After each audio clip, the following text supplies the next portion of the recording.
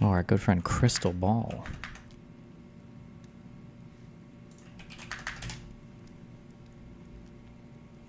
What my gut tells me right now is that we just have to keep being honest. I got to just keep being honest. I got to keep focusing on what matters the most outside of party lines. I need to focus on a vision that goes beyond November. And if that means that we stay in, and, you know, there's benefits to staying in. If we get over 5% of the vote, we actually establish ourselves as a party. 71% of Americans want a strong third party with a real shot at winning. There's even public funds available if we get over 5% of the vote. So we could get, I think it's like $13.5 million in public funds to keep the party going. And that's, you know, that's worth something. That means that we can position for a real third party election in 2028 where we don't have to go around and spend tens of millions of dollars on ballot access, which means that we can spend all of that time and money. Isn't this like a really common reason why third party people say that they run or whatever? Campaigning. Like, don't libertarians talk about this all the time? If you get like 5% of the votes or whatever. Do you want to hop back in VC real quick and tell me I was right? No, I don't know if you're right. There's not enough information, but you're too retarded to understand that, like, but if you want to believe you're right, you're right. I don't think you are, but I don't know why you care to convince me. I haven't bet you. I already said I would never bet you again. I would never do it. There's good reason not to. Nobody should ever bet you. But if you want to think this is correct, you might be right. I don't think so. I don't think there's enough here to say it. I think that without the Rechtful stuff, it's possible there still would have been an investigation with the same thing. It's possible that if the Rechtful stuff had gone differently, there still would have been an investigation with the same thing. But listen, if you have a summary of things posted on whatever website this is about people's reprimands, that if that's enough for you, then that's enough for you. That's fine.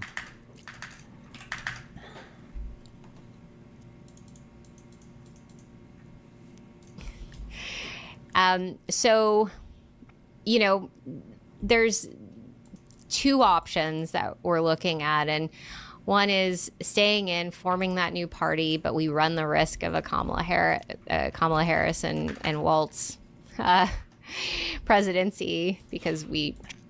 What percent chance do you give Dr. K being reprimanded without Rechtful killing himself? I feel like the chances would be lower, but probably just because the amount of complaints submitted would be lower. My guess is when Rechtful killed himself, that's probably what encouraged or spurred people on to send in a lot of complaints.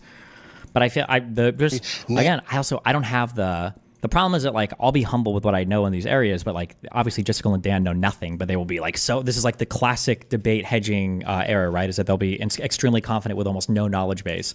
The gut feeling I have is that if Dr. K had committed in practice something that had led to the suicide of a person in an unethical manner, that the reprimand would be more severe because holy fuck, and two, the offending content would have to be removed. That'd be my guess, but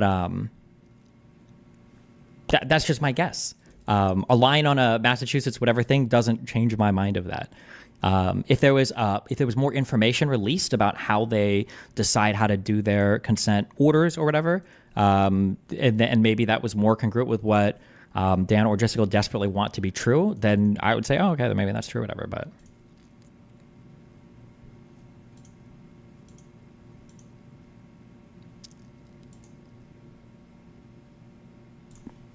back in 23, Nancy Pelosi had to take over it. Is this the reason why he's no longer the nominee for your party? It's funny. Sometimes I feel like conservative media and the Republican Party still think they're running against Joe Biden. He had an opportunity last night to demonstrate his achievements, right? The fact that he is responsible, for example, for the biggest run of job growth in the history of the American presidency. I think in any job, but especially the presidency, you want to be judged by your results. People want to nitpick the the show flow of a cabinet meeting, when we have had a country that, when he inherited it, was in a condition where you couldn't even approach the Capitol because of the violent assaults on the Capitol by Trump supporters. Not just getting our country moving on from that, not just getting our country back on its feet from the COVID collapse, but all of the other things that he did, including, by the way, delivering the infrastructure bill that Donald Trump promised and failed to deliver. I know you got the talking points. You want to go off how many hours he's in which office at what time? But these weren't conservative outlets. I guess you can say the Wall Street Journal is, but but you're a conservative outlet. And the first thing you're asking about is what time is it a cabinet meeting instead of his achievement. I just want to know, when did you guys know that the president was unfit to be on your ticket? The president is not unfit. So why is he not the nominee right now? Because I don't think it wins. Because he did something that Donald Trump cannot comprehend, which is to put his ego aside. I just want to get my question out. Why do you guys wait to the last minute to switcheroo after everyone saw? Can I just finish my question? And I'll let you answer, Mr. Secretary. But you guys waited until after the debate, where everybody in America saw what happened that day. And all of these reports are coming out that you guys knew behind the scenes, that cabinet members were frustrated, that he couldn't do the negotiations with Nancy Pelosi, and that she had to take it over. What negotiations with Nancy Pelosi? When was the debt ceiling in 2003, when it came down to the debt ceiling negotiations, that she had to take it over because he didn't know the talking point. It's so crazy how invested the Republicans are in the Democratic nominee. On the debt ceiling negotiations, that's the point. You can go over whether he slips up and says one name when he wants to say another name, or you can look at what he's actually accomplished as president. It turns out he's really good at being president of the United States.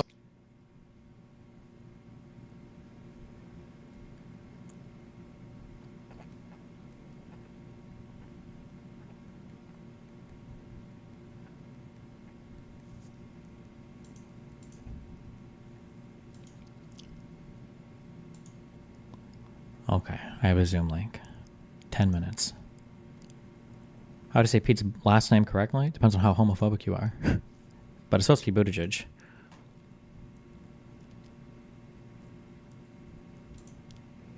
Who are you debating? Who knows? Maybe a crazy dude?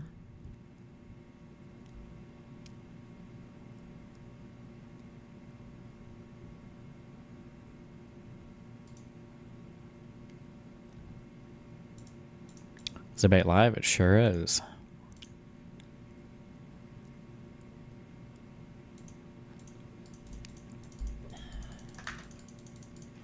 It's MDD, so it's always going to be a crazy dude. Yeah, true.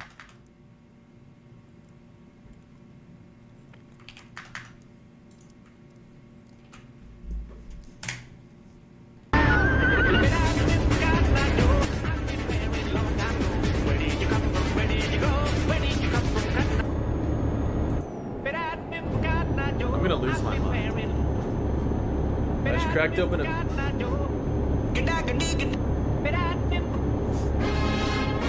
Is there any specific topics you're just blanket about Israel? Something about Israel, I have no idea. This is the one song that's not... Okay. There we go, that was good.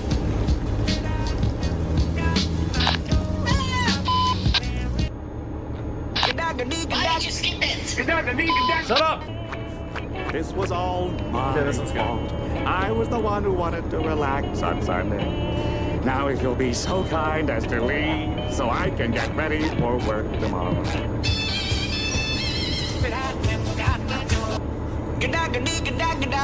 I don't get it. Are people sending in songs of this like meme song or?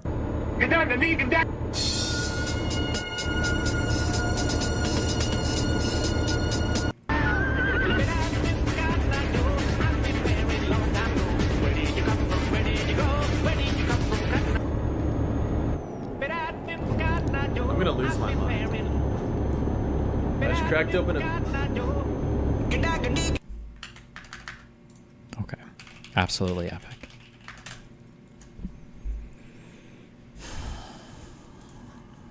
Excited. And it's finally time. So please enjoy the world premiere teaser of Seeker Level.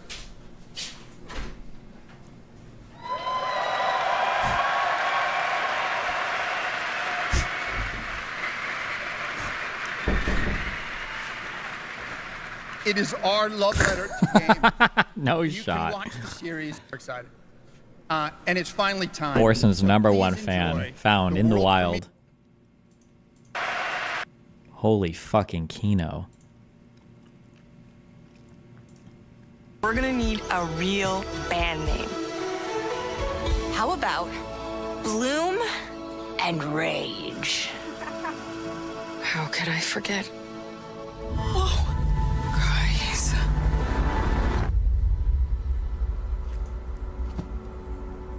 Last week, my mom found a package on her doorstep. Wait, are Bloom and Rage? Are we in trouble? They're about to be once you see the sales numbers. You'll excuse me, today's sermon is a little different. We're gonna need... Good one.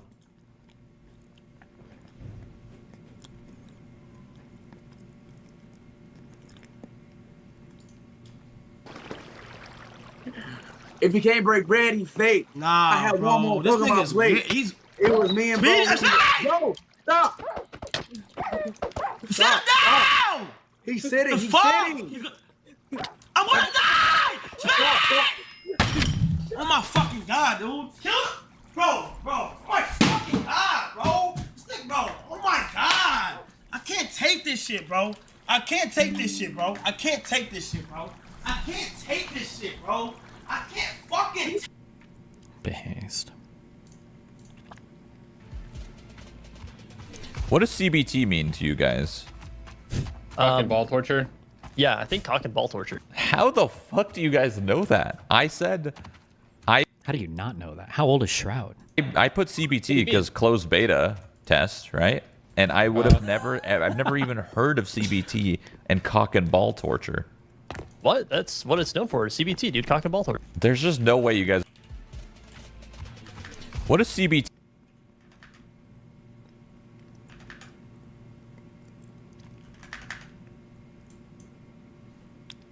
Based? Testing on accusations that he's a paid agent.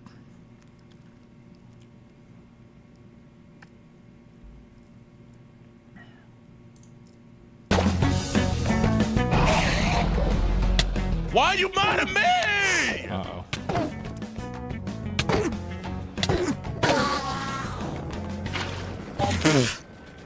Oh wait, why am I laughing? They can't go in water. I thought he fucked up. He didn't.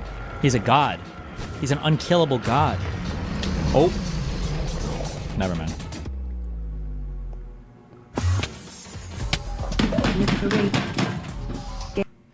He's not a god.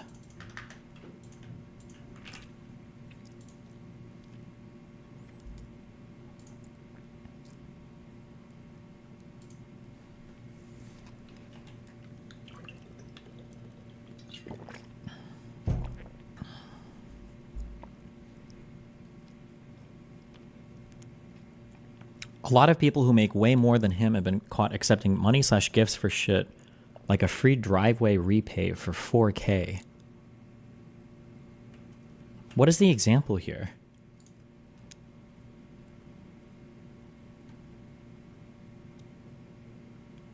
Destiny won't admit to making much more than what he's... What?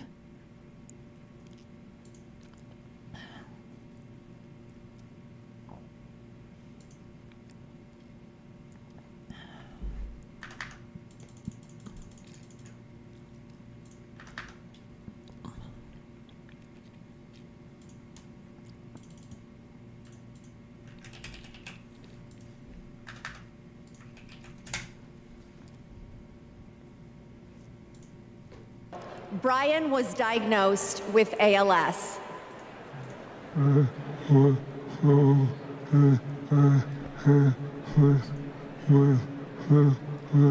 really don't know what he said. No, chat! I don't think he knows what he said. Brian was diagnosed with ALS. Oh no.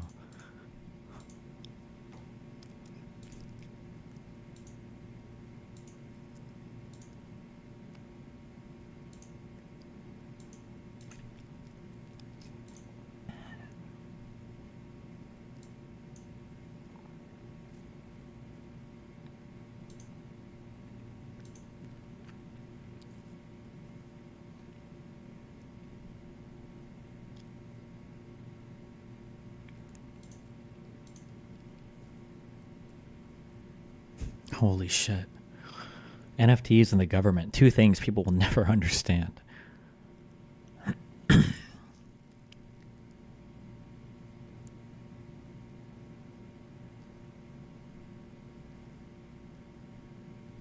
West, basically just West is best and capitalism is best. Yeah. Problem?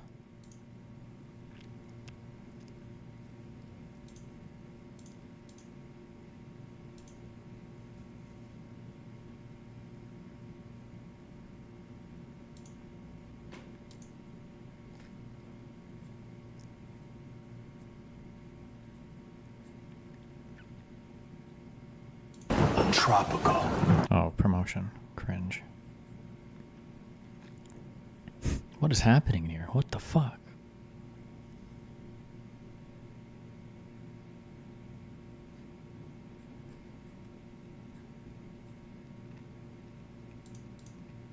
My voice often. I don't get. Am I racist?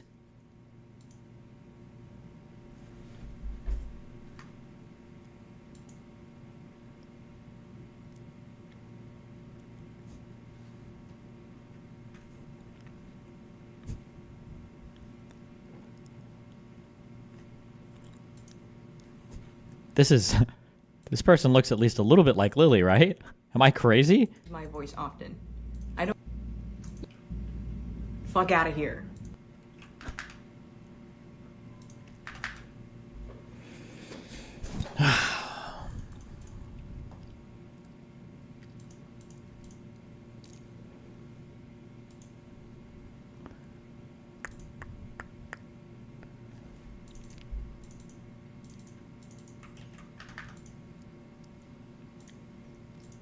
What are we even debating today? Oh boy. This guy was recommended by History Speaks. Oh man.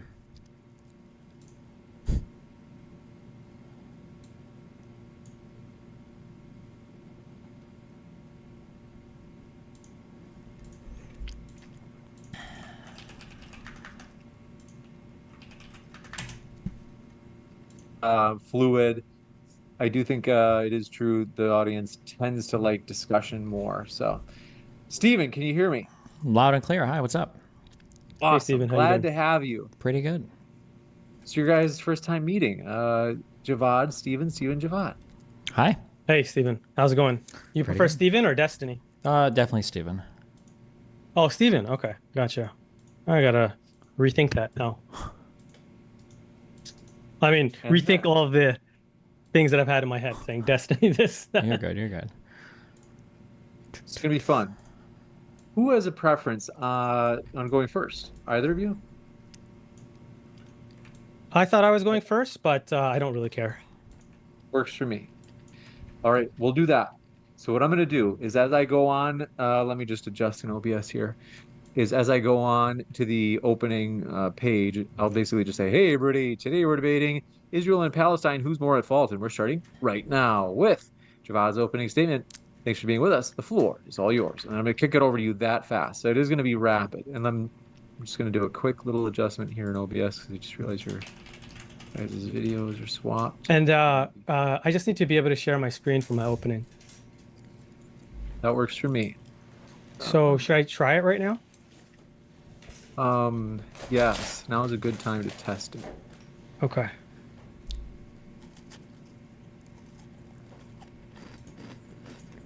Now it should just be my PowerPoint. Good. Yeah? It You is. seeing it? Okay. And also, one thing that I want to mention is... Man, I muted it. Oh boy, boys. There's a Harvard guy. When you happen to... There you go. No. Once you get done showing your slides, if you Yeah. can do me a favor, just like you did, and take it down. I can do it on my end, but... All right, cool. So let me just double check this is good. Destiny, what are you on the East Coast? No, East Coast. Wait, would you say West Coast? East Coast, sorry. Oh, East Coast, okay. You like living in Miami, Steven. You must like it somewhat. You've been there for you're a in while. Miami, okay. I mean, I got people here, yeah. Would you recommend it? I sit aside all day on the computer, so don't ask me for a place recommendation. Let's see. Perfect. We're set. So here I go. Thanks for being here, guys. This is fun. And there we go. Cool. 3, 2, 1. Ready, set, here I go. Hey, everybody. Today we're debating Israel versus Palestine. Who is more at fault? And we are starting right now with Javad's opening statement. Thanks for being with us. Javad, the floor is all yours. Dr. Hashmi. All right. Thank you so much. I'm just going to share my screen. So if you could just give me 1 second to set that up. All right. You should be able to see my PowerPoint now. Yes. All right. I'm going to begin.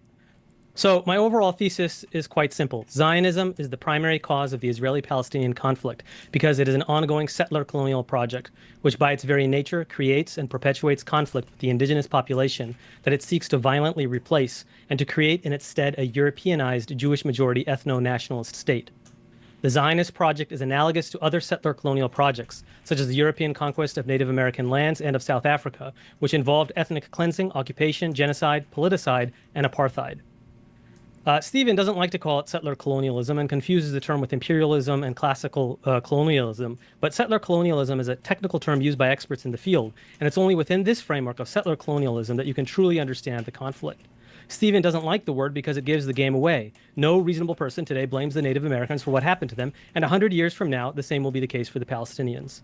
Under settler colonialism, native populations are subjected to ethnic cleansing, another term that Stephen doesn't like, so he denies and downplays it. But the reality is that you can't establish a Jewish-majority ethno-nationalist state in Palestine when the population is overwhelmingly Arab. The only way to create a super-majority of Jews, which is what Zionists demanded, is to ethnically cleanse the indigenous population, or what Zionists euphemistically refer to as transfer, which, contrary to Destiny's past claims, was overwhelmingly endorsed by the Zionist leadership. Israel was thus created in sin, born in an act of massive ethnic cleansing, the Nakba, which resulted in 700,000 refugees and involved the destruction of over 500 Palestinian villages. 90% of Palestinians in Israel proper were thereby eliminated, creating the supermajority of Jews, without which the Jewish state of Israel could not have come into existence. Israel is a supremacist ethnocracy in which the state apparatus is controlled by Israeli Jews, who use it to further their own interests, power, dominance, and resources over and above the Arab minority. Consistent with Zionist propaganda, Stephen stresses that Israel is a democracy and makes the absolutely fallacious claim that the so-called Arab Israelis have equal rights under the law, employing the same arguments as defenders of apartheid South Africa, who claimed that South African blacks had a higher standard of living than surrounding states. As numerous human rights groups attest to, such as Amnesty, Human Rights Watch, and Israel's own B'Tselem, Israel as it exists today is an apartheid state. Of course, this is yet another word that Stephen does not like because, again, it gives the game away. Nobody today would be on the side of apartheid South Africa. The next term Stephen definitely won't like is politicide, which is what Israel has been doing since the first Nakba all the way to today's second Nakba in Gaza. The Zionist version of Manifest Destiny, Eretz Israel and Greater Israel, precludes the acceptance of a sovereign Palestinian state, something rejected by every single Israeli prime minister and administration throughout Israel's 76-year history. Instead, the goal is to herd the Palestinians into smaller and smaller reservations, as was done to the Native Americans or to the blacks in South Africa, to create autonomous Bantustans. As Destiny's favorite Israeli historian Benny Morris puts it, Palestinians need to be put in a cage. Destiny attributes the failure to reach a peace settlement to the Arabs and Palestinians, who he portrays as being religiously, culturally, and socially prone to violence. They just don't want peace, are fundamentally anti-Semitic, are hungry for wars, display an inability to engage in diplomacy, and in any case cannot be reasoned with. However, contrary to this no partner for peace Zionist trope, it is in fact Israeli violence, intransigence, and its strategic peace obstructionism that prevents a peaceful resolution to the conflict. This is due to the foundational Zionist Israeli opposition to the creation of a sovereign Palestinian state, which logically precludes a peaceful two-state resolution. Finally, I will argue that the Zionist endorsement of the two-state solution is a chimera, designed to indefinitely sustain the status quo, ever with the hopes of a final solution, a future fuller ethnic cleansing under the cover of war, in order to complete the settler colonial project. This is the context of the current Gaza crisis. Like Benny Morris, Stephen publicly supports the two-state solution, even as he thinks, and perhaps even hopes, that ethnic cleansing is inevitable. Honestly, he says, I'm pro-genocide. Palestinians can go live in another place. His interlocutor asked rhetorically, so the Palestinians can, quote, Native American the F out of there? This eloquently sums it up for you, the Zionist logic. As the founder of revisionist Zionism, Ze'ev Jabotinsky, put it in 1923, quote, "It is utterly impossible to obtain the voluntary consent of the Palestine Arabs for converting Palestine from an Arab country into a country with a Jewish majority. The native populations have always stubbornly resisted the colonists. The native population of the Americas fought the European pioneers with the same ferocity. It does not matter at all which phraseology we employ in our colonizing aims. Colonization can have only one aim, and Palestine Arabs cannot accept that aim. It lies in the very nature of things." In a moment of brutal honesty, David Ben-Gurion, Israel's first prime minister, also expressed the obvious truth, saying, quote, "Politically, we are the aggressors and they defend themselves. We have come here and stolen their country. Why should they accept that?" In fact, Palestinians have long accepted that, and it's high time for Zionists to do as well. And here is a summation of my arguments that I hope to expound in this debate. Thank you. Thank you very much for that opening.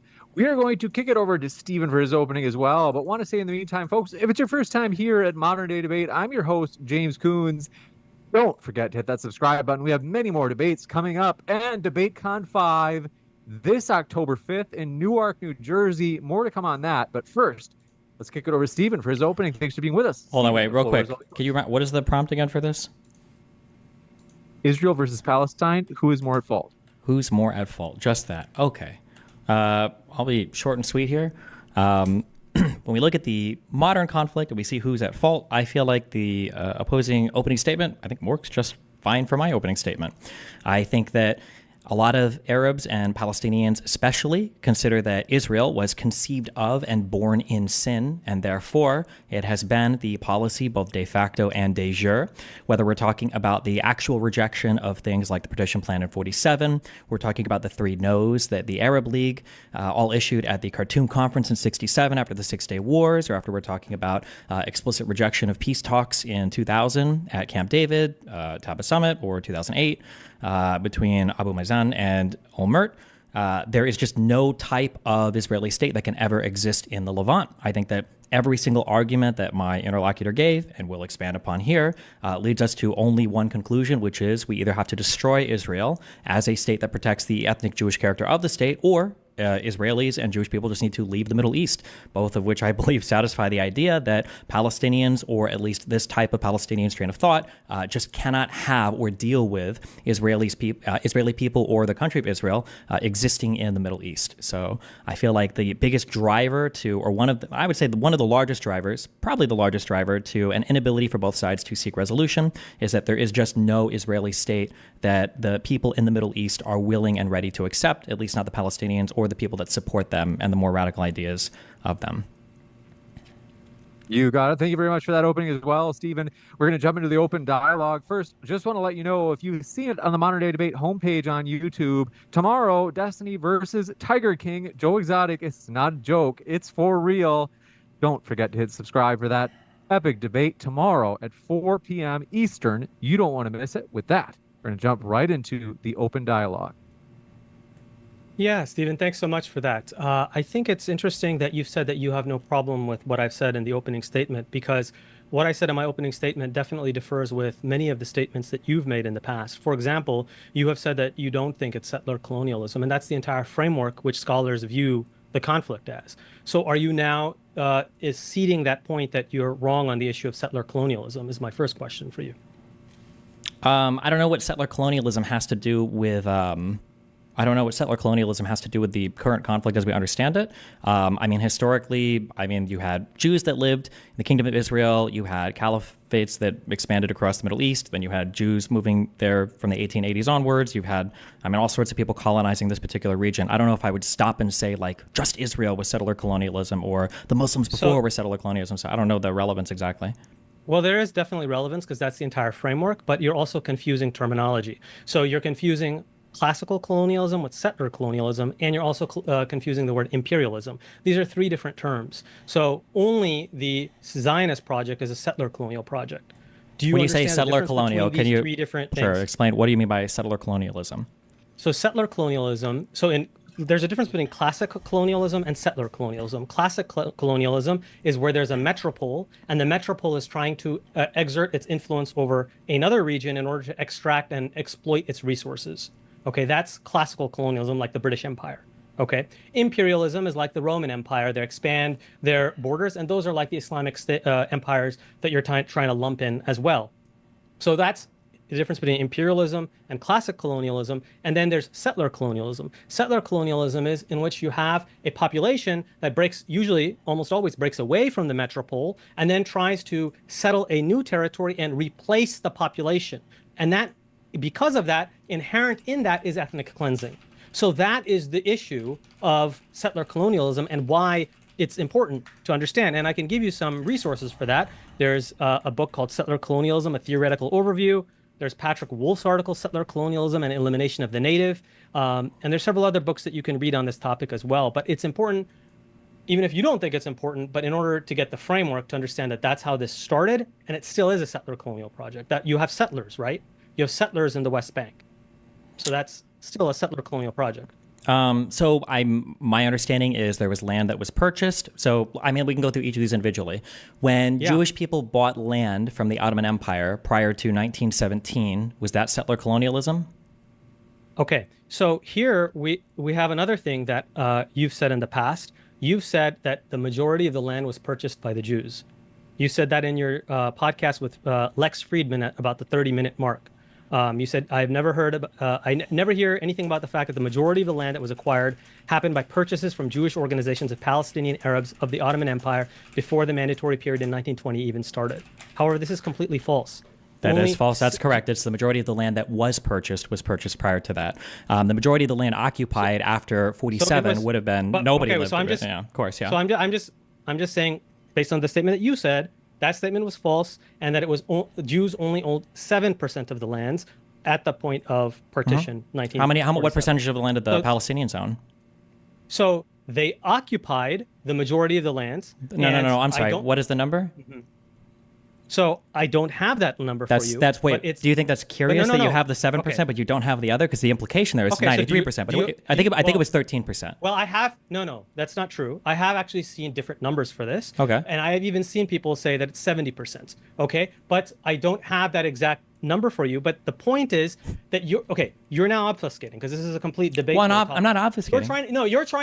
You're trying to make the point that they didn't steal the land, they didn't occupy the land, they bought the land fair and square. Right? I never even said, just to be clear for where we are, okay? All I did, right? We don't have to talk at implications. You gave me a definition of settler colonialism. You said that inherent in the idea of settler colonialism is ethnic cleansing. And I mean, to some extent, that is probably true. I would imagine if you move to a land where there are people there and you move them off the land, if we consider that to be ethnic cleansing today, common parlance, then sure. But my question, that's not common parlance. That's a technical term. Well, it's not like a law. It's ethnic cleansing. Ethnic cleansing is not. It's not like a legal term. It's not like a. It is a technical term that scholars use. Some scholars use the term ethnic cleansing. I'm aware. After 91, some scholars have taken to using this term, but it's weird to apply that prior to 91 or going back to the. So you're saying that before 1900s. 1991 there was no ethnic cleansing that ever happened in history. This is a technical term that historians use, scholars use to talk about the past. So again, I don't believe good historians use the term ethnic cleansing when they're describing things in the past, but that's neither here nor there. Is your favorite? Is your favorite historian Benny Morris? Is he a scholar that you would rely on? I'm not saying that my favorite historian is Benny Morris. He has called it settler colonialism. He has called it ethnic cleansing. That's great. Okay. My question was a very simple question. I just had a simple question of we can go back again. Why are you avoiding the terms that scholars have used for this? The reason why you're retreating from it is I'm not, just to let you know, right after this round, I'm going to ask the same question because this is pretty insane. That's okay. Okay. Yeah, go ahead. My only question was, I asked, was land purchased prior to 1917? Would that be considered part of settler colonialism? You answered that question with a quote that I'd given to Lex Friedman 12 months ago. That's all I'm asking. Okay, so yes, you have asked this question before where you asked, is it a big deal that they're just purchasing the land? What's wrong with that, right? That makes sense. Like, what's wrong with me going and purchasing land in China, right? I could do that. But there's a difference between purchasing lands and then saying I'm purchasing land with the plan to A, kick off all the in this case, the non-Jews from the land, and B, most importantly, that eventually I want to establish a state. That was an intention with the Zionists from day one, even before they started this process. Okay, so that is the key differentiator. It's not just purchasing lands, it's about purchasing land with a settler colonial project in mind. And here we have Theodore Herzl, the founding figure of Zionism who has said this explicitly. He wrote a letter to Cecil Rhodes, who is a British imperialist, and said, hey, why doesn't the British Empire help us in this project? Because it is a colonial adventure. So this is a key difference. Yes, they're purchasing the land. And the Ottomans, by the way, they said, you can come settle in Ottoman Empire, you can buy land, but you just can't focus in Palestine. Yeah, go ahead. What'd you say, James? I do want to keep it rolling in terms of the dialogue. Go ahead, Stephen. It sounds like Javad wrapped up just in time. So Theodore Herzl died in, I think it was like 1907, right? 1908, 1907, around there. So whatever conversation he was talking about in terms of settling Jewish people in the Ottoman Empire, the idea that he would ask the British, can you help us like go and conquer the Ottoman Empire and create a state and carve it out of the Ottoman Empire as we buy land? What was the exact conversation that Herzl, this exchange of letters that he was asking for? Was it to conquer the Ottoman Empire? That's what he was asking the British in 1880 or in 1900? And when? It was the letter is in, I think, 1902, and he's trying to get the British he's trying to get any big power, and including the British, to help them to establish a state. And the Christian Zionists, by the way, who preceded the Jewish Zionists, did in fact have that plan that they are going to conquer that territory, and they did so. In fact, the Balfour Declaration came 1 year before the British occupation. And the even decision to occupy Palestine was done because of the influence of the British Christian Zionists, who were in conversation with the Jewish Zionists. That's great. Timelines are a little important here, though, right? Balfour Declaration was a whole, it's like a decade after the death of Herzl. The idea that Herzl is having a conversation with the British, asking them, can you please help us conquer the Ottoman Empire, when the Jews were still pretty hated across Europe and didn't even have a guarantee that there would be a state set up anywhere. It seems like that conversation is being exaggerated a tad. I don't believe that was the nature of those letters exchanged. So there's an actual letter. And number two is, you're right that anti-Semitism was rife in Europe. But in fact, Zionism started out with if you read Herzl's own writing in his diaries, as well as the Jewish state, as well as he even wrote an article under a pseudonym, he was friends. He said, the anti-Semites will be our best friends. And why is that the case? Because they have the same goal and say that Jews don't belong anywhere in the world, not in Europe. The only place they belong is in Palestine. So the fact that they had anti-Semitic views, Lord Balfour, who did the Balfour Declaration, he actually helped pass the Aliens Exclusion Act, which was specifically about Jews coming from Russia to come to England, and he passed that because he was anti-Semitic, and at the same time he supported Zionism. He was a Christian Zionist. Sure. So these things are not in conflict with each other. Sure. Jews were definitely trying to find a place to move their people to. I agree. Not Jews, Zionists, who were a minority of the population. In fact, they were such a minority. Well, hold on. Zionists were searching for Jews, not because of historic oppression against Zionists, but because of oppression against Jews historically, right? It wasn't just Zionists that wanted to go. Yes, but Zionists had the belief that early Zionists, including Theodor Herzl, had the anti-Semitic belief that Jews themselves are the reason for anti-Semitism, that they create anti-Semitism by their very presence because they don't belong anywhere other than their own homeland. Why is that? That was the belief that they had. Wait, hold on, wait, just one last point. Yeah. And the reason, and most Jews at that time, they thought this was incredibly anti-Semitic, and they didn't agree with the Zionists, and that's why the first Zionist Congress, they were initially going to meet in Munich, and they had to relocate because both the Reform Jews and the Orthodox Jews protested and said, you can't have this anti-Semitic conference here. And so they had to relocate to Basel. So that is the case of Zionism being a fringe anti-Semitic idea initially. So Zionism was a fringe idea initially. Obviously, all ideas start off as fringe. Anti-Semitic is a good point. Huge stretch. You can read his own writing. There's no part in reading his writing where he will say that he's anti-Semitic or say I will be considered an honorary anti-Semite. This is in his work. He says this. Just look up his complete diaries and type in search anti-Semite. Why does he say honorary anti-Semite? Because that's what other Jews are accusing him. No, I believe he They're even saying makes this that- reference in his book, A Jewish Nation. The reason why he says that is because as Jews create their agencies to move people into the Levant, he's saying that the Christians in Europe will help us because I will be helping them move all of the Jewish people out. And Christian, yes, correct. But that's not, hold on, wait, stop, hold on. That's not, that's not anti-Semitic. That's him acknowledging pragmatically that as Jews leave Europe and Jews go to the Middle East and go to Palestine, that the Christians in Europe will help us leave because they hate us so much. That's not an anti-Semitic idea. So read. I don't need to read. I just told you. You just agreed with me with what the context of that quote was. That you were allowed to be not knowing. So it wasn't an anti-Semitic idea. Read his article, Moshel, which was written in a pseudonym. I don't know how to pronounce that, but it's considered a racial slur against Jews. He wrote that. It is full of anti-Jewish tropes. Okay, that is the origin. But anyways, we can move on. You don't have to agree with this. I encourage you to read up on it. But the point is, let's get back to the fact that this is a settler colonial project. Okay, can we agree on that now? We've agreed on that? So you said that, so if we purchase land because the intent is to create a nation, you would still consider that settler colonialism, yes?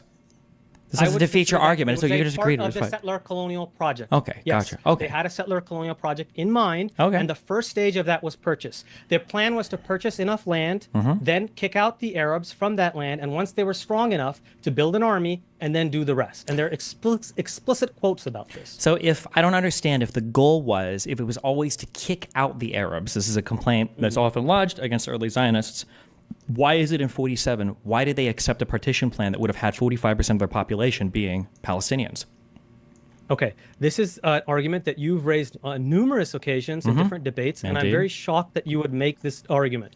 Because why would you just waste 15 seconds of your answer saying that? Why not just answer the question? Well, you waste a lot of time saying a lot of things. I don't. I'm speaking. I brought up a clear and concise point. I just asked for a response, and we got to in 15 different debates, you brought this up. It's okay. You can do it, Javad. Okay. Yeah. So the reason that it's a silly argument is, number one, is you base this first on the argument that they even really accepted the UN partition plan. They tactically accepted the British partition, the UN partition plan, but they always rejected all of the details of it, other than the fact that it gives them Israeli state from which they can expand. So they didn't accept the borders, and they didn't accept the demography. In fact, we have explicit quotes, not just from, and I've seen what you've discussed with Loner Box, it's not just the 1937 partition plan, but it's also 1947, where they said that they're not going to accept these aspects. And when here, I'll give you the explicit quotes. Here's Ben-Gurion, David Ben-Gurion, Israel's first prime minister, December 3rd, 1947. Every school child knows that there is no such thing in history as a final arrangement, not with regard to the regime, not with regard to the borders, and not with regard to international agreements. History, like nature, is full of alterations and change. This is from David Ben-Gurion's War Diaries, December 3rd, 1947. Why is he saying that? What's the point of saying something like that? The point is that he always has in mind that he's going, because the other Zionists didn't want to accept the partition plan because they wanted all of historical. Correct. That's right. He has to have these ideas because he has to try to sell. Yes, he has to have these ideas because he has to sell to the Jews there. Hey, we need to accept this partition plan. Listen, I know that you are upset about accepting this now, and it seems like not much. But hey, listen, history is before us. Who knows what will happen in the future? So what you just quoted in his example of them accepting the partition plan, they did. Now, if you want, we could try to roll with a historical counterfactual that, well, maybe in the future they would have broken it, but since the Arabs rejected it outright, we'll never know. So it is the fact that they did indeed accept the partition plan in 47. They did, and the Arabs didn't. They accepted the borders, they accepted the demography. That is not true. That they accepted. Okay, so here, let's go through the evidence, okay? So this is, by the way, there's an Israeli historian who's written an entire article on this. It's Simha Flappin, myth number 1. Zionists accepted the UN partition and planned for peace. That's chapter 1. Okay, let's go through the evidence. David Ben-Gurion has multiple quotes where he says, quote, "A Jewish state in part of Palestine is not an end, but a beginning. Through this, we increase our power, and every increase I'm so sorry, and I don't mean to be disrespectful. I don't know what your major, your concentration is for your PhD. Why do you think it's acceptable to give me one quote as a rejection of the argument that I just gave? I just told you that the Israeli, the Israeli people, they accepted multiple quotes is not an argument, sir. You need to show me that they rejected at the UN. Did they reject the partition plan? Did they accept Resolution 181, or did they reject it? They accepted it. We can go and we can read the UN logs. We can look at them. So my argument wouldn't allow that because I'm saying that they did accept it deceitfully. Maybe So they that did, how- but they did accept Yeah, it. They we did know accept that it. They accepted it, right? Then they did accept it. So remember when you said that in a previous debate, you talked about Yasser Arafat being deceitful about Oslo Accords, right? So there, for you, all of a sudden, his deceit, supposedly, which you were wrong about on that point, but let's say that he was being deceitful and saying something else to Arabs or Muslims somewhere else, that is factually relevant to you. But here It it's is, not but I would factually. never say they didn't accept the Oslo Accords. They did accept the Oslo Accords. Now he might have been deceitful. He did it, but they accepted Did it. you hear me? Didn't you hear me say that they tactfully accepted it? That's fine, but then that doesn't. Tactically, sorry. But if they Here's accepted it Time even Weitzman in tactfully, even if they did it in a sneaky manner, then the Arabs rejected it. That's true. These are true, Here's right? Chaim Weitzman, the first president in 1937. We shall expand in the whole of the country in the course of time. This is only an arrangement for the next 25 to 30 years. Moshe Sharet in 1947, September. We will get hold of as much of Palestine as we think we can hold. Benny Morris talks about how he never, this is talking about the 1937 partition plan. Avi Schleim talks about the 1947 partition plan, that it was just a tactful. And here is the most damning quote for you, is Shlomo Ben Ami, who is the former Israeli foreign minister. He says, quote, his acceptance, Ben Gurion, of this principle of partition, he explained a week later, was an attempt to gain time until the Jews were strong enough to fight the Arab majority. And in early December 1947, this is a few days Fight after the Arab majority for what?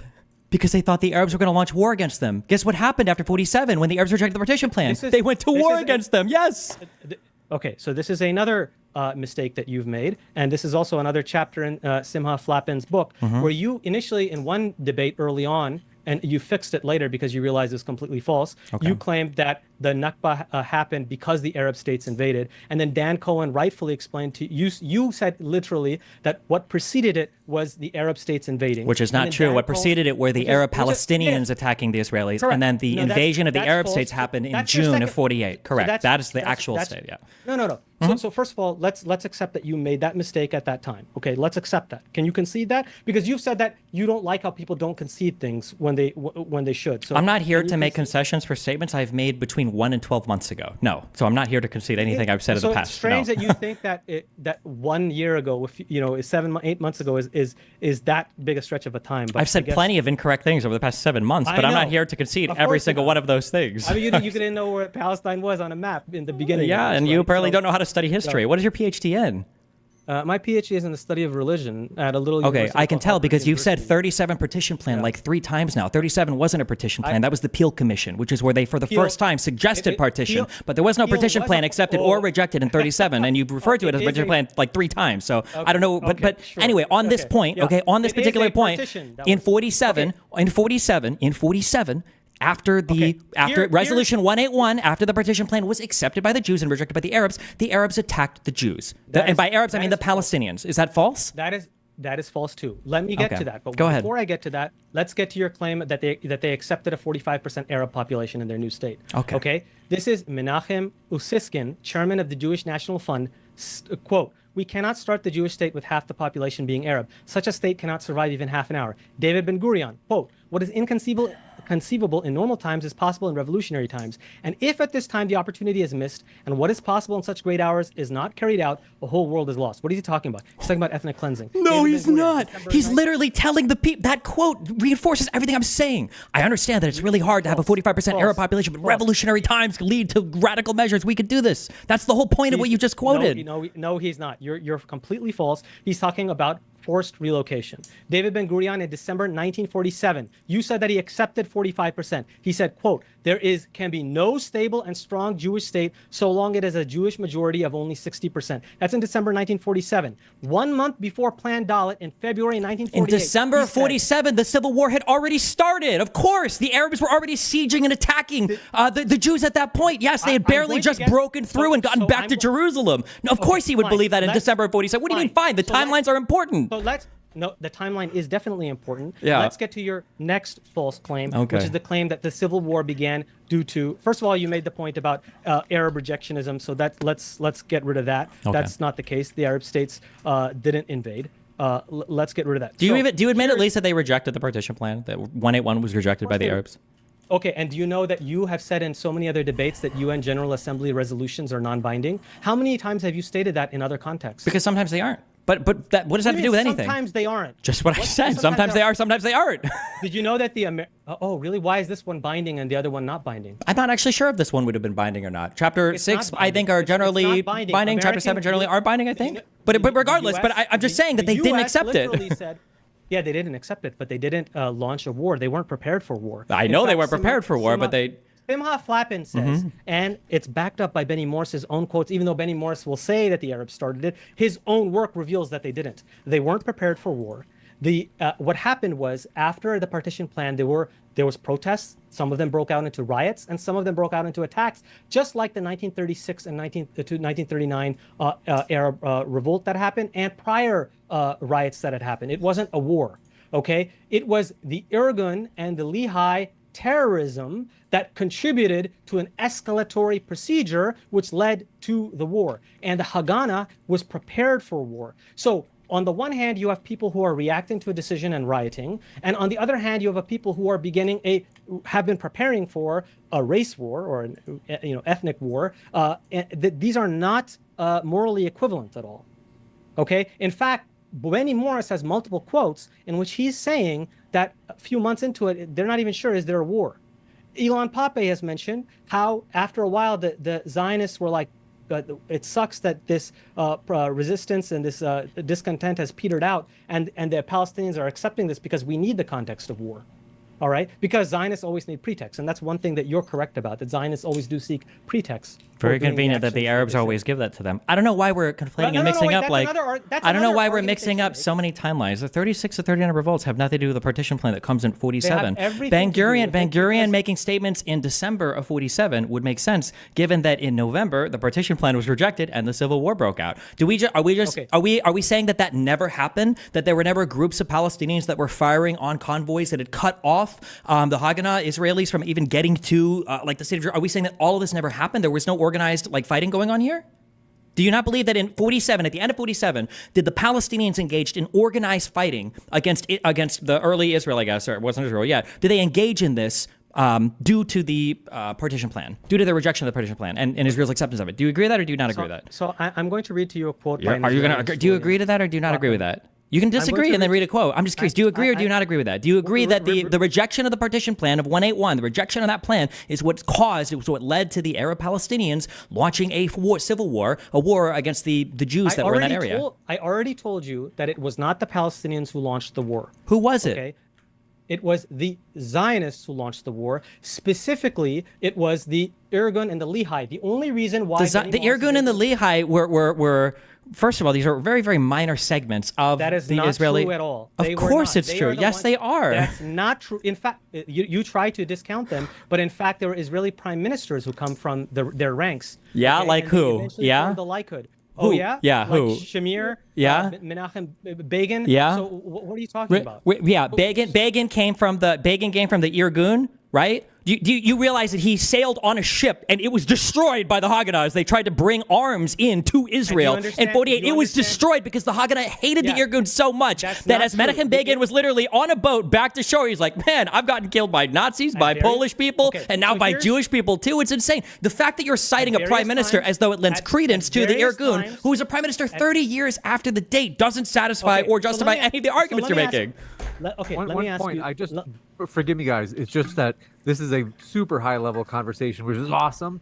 It's just that if we can draw it back to the big picture for anybody who just tuned in, or even for people who have been listening to be clear, there is no big picture. Every single time not for some reason, I understand why. The Palestinian myth requires like a misstatement of every single historical fact and then an obscurement with these massive macro modern terms for how to describe like movements. It's apartheid, it's settler colonialism, it's not classical settler colonialism. It's like Flappin a pro-Palestinian activist? Or is he an Israeli historian? If he says that Israelis were engaged in ethnic cleansing for no reason in 47, then yes, that would make him an activist. Yes. If he uses terms like ethnic cleansing or that planned Dalit was a pre-planned action to expunge. Benny Morris has said it's an ethnic cleansing. When? He has. Okay. Okay. What are you going to concede anything if I show you that he's calling it an ethnic cleansing?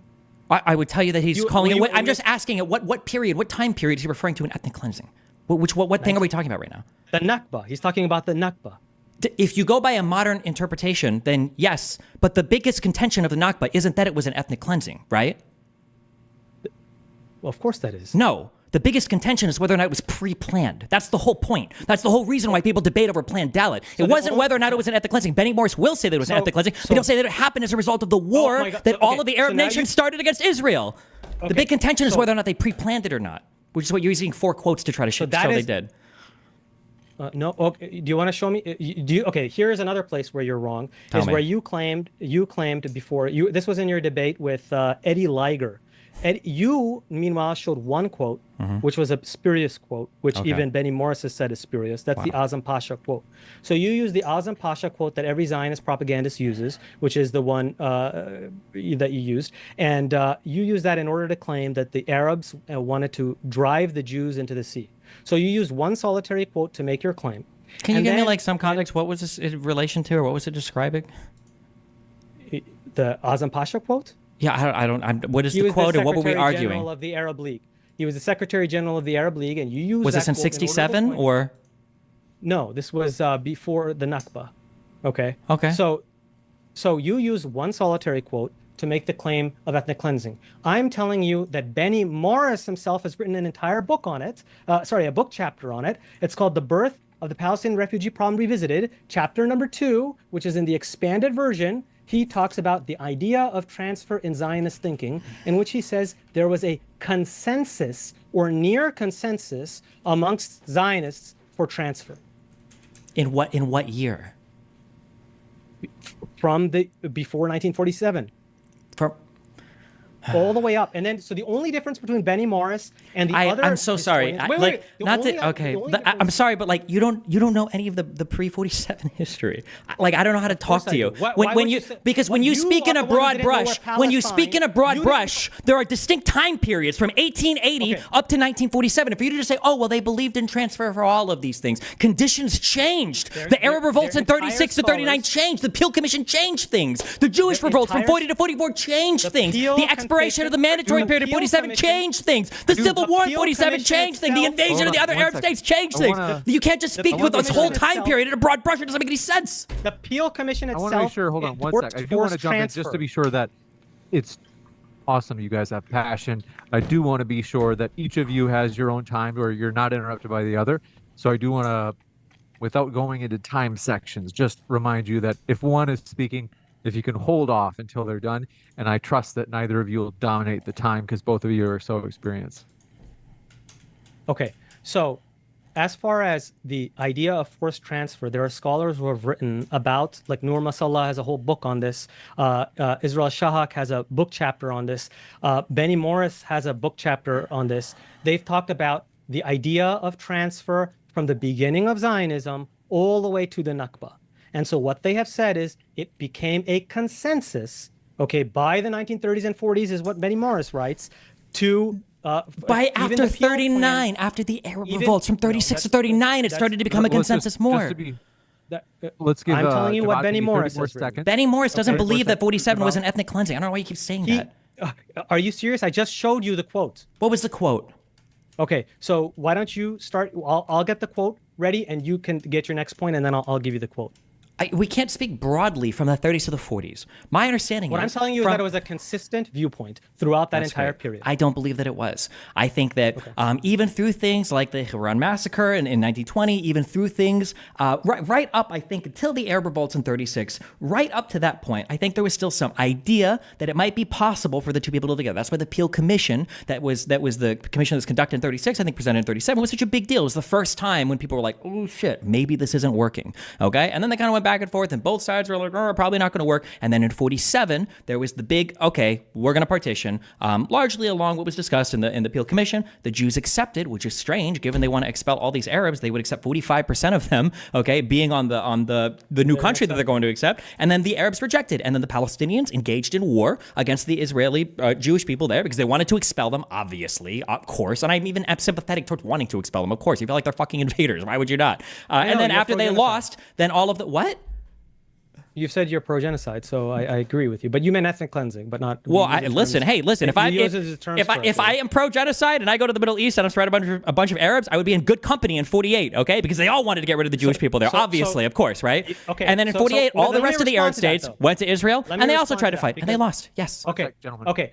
So let me just quote Benny Morris now, because you asked for Benny Morris. So he's saying by the 1920s and 30s, quote. This is from the book Birth on page 59. A consensus or near consensus formed amongst the Zionist leaders around the idea of transfer. All understood that there was no way of carving up Palestine which would not leave in the Jewish designated area a large Arab minority or an Arab majority, and that no partition settlement with such a demographic basis could work. Then on page 43, the logic of transfer solution to the Arab problem remained ineluctable. Without some sort of massive displacement of Arabs from the area of the Jewish state to be, there could be no viable Jewish state. And then you're talking about the only difference between him and others is that he refuses to say that it was a plan. He instead says it was a pattern. That's all. And then he says in his reply to Karsh, it's Refabricating 1948. That's the article, because Karsh is one of those guys who's like you, denying the ethnic cleansing. This is what Morris writes to him. Quote, perhaps I erred in not attributing enough weight to the Zionist transfer predisposition in explaining what actually happened in Palestine in 1948. Done. That's it. So he's admitting that there was this consistent, near consensus, and all of a sudden you have that exact same thing happening. You have statements going. You understand, just as a real quick thing, you understand that transfer is not the same thing as ethnic cleansing, right? You understand that Benny Morris has said that it's ethnic cleansing and that's a euphemism. Hold on, no. You understand that, like, for instance, so wait, would you have considered if they would have accepted Partition 181? Is that ethnic cleansing? What's Partition 181? If UN General Assembly Resolution 181, which is the official name given to the 1947 partition plan, yes, it was the partition plan. Okay, right. If they would have accepted that, would that have been? Would you have considered that ethnic cleansing? Absolutely not, because the resolution specifically said not to do that. It said to protect the minorities. It didn't explicitly say not to do. Ethnic cleansing doesn't even exist as a term. So why would it explicitly say not to do that? They didn't use the word ethnic cleansing. No, there was no understanding of ethnic cleansing. This is a very modern understanding thing. They specifically said to protect the minorities within those two states. Okay, which is different than the Peel plan, in which the Zionists convinced the British to do forced transfer. No, the Peel. I don't even think there was a Peel plan. I don't even know what you're referring to. The Peel Commission was when partition was recommended because they didn't get along with each other. You know, when you call it Partition 181, then you're okay messing up terms. But when you're saying that I'm using a euphemism, I mean, anyways. Wait, what was the Peel Commission again? I'm sorry, I don't remember. Can you explain it to me? Wait, can you explain what that even was? Yeah. So that was a plan of giving a Jewish state in a small percentage of the land, about 25%, I believe, or so. And it required the forced transfer either voluntary or forced, of Arab minorities in that region.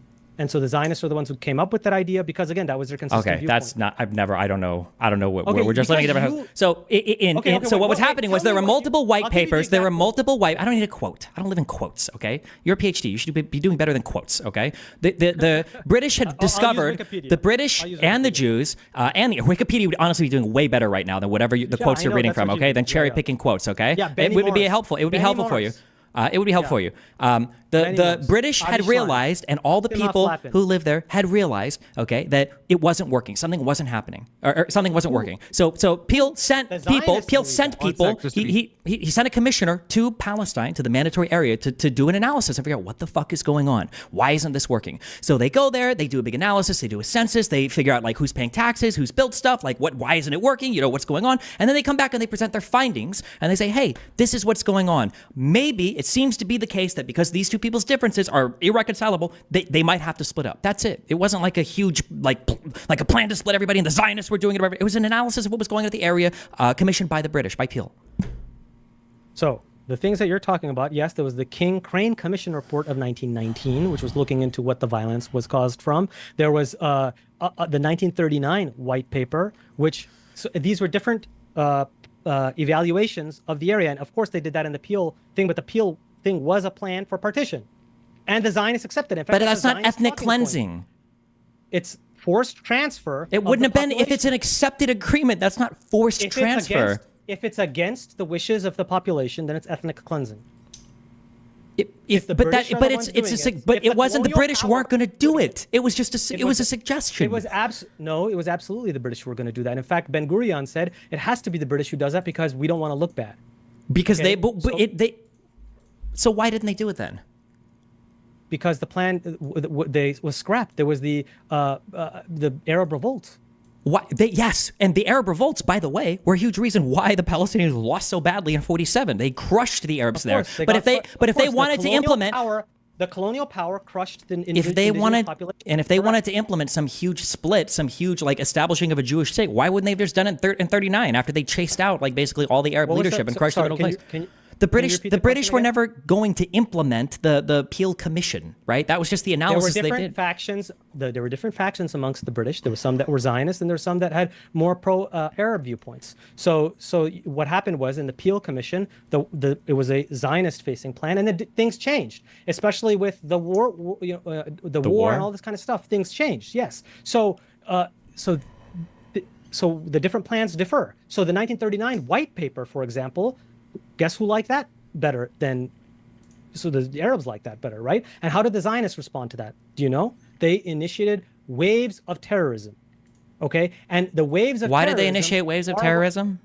Against the British. Yeah, why? Because the British were backing off from partition and said the majority of the population does not want partition, that it's not feasible, and therefore we should give this country. We should eventually move towards a democracy, and that's what we should move toward representative government. And that's what the Arabs wanted.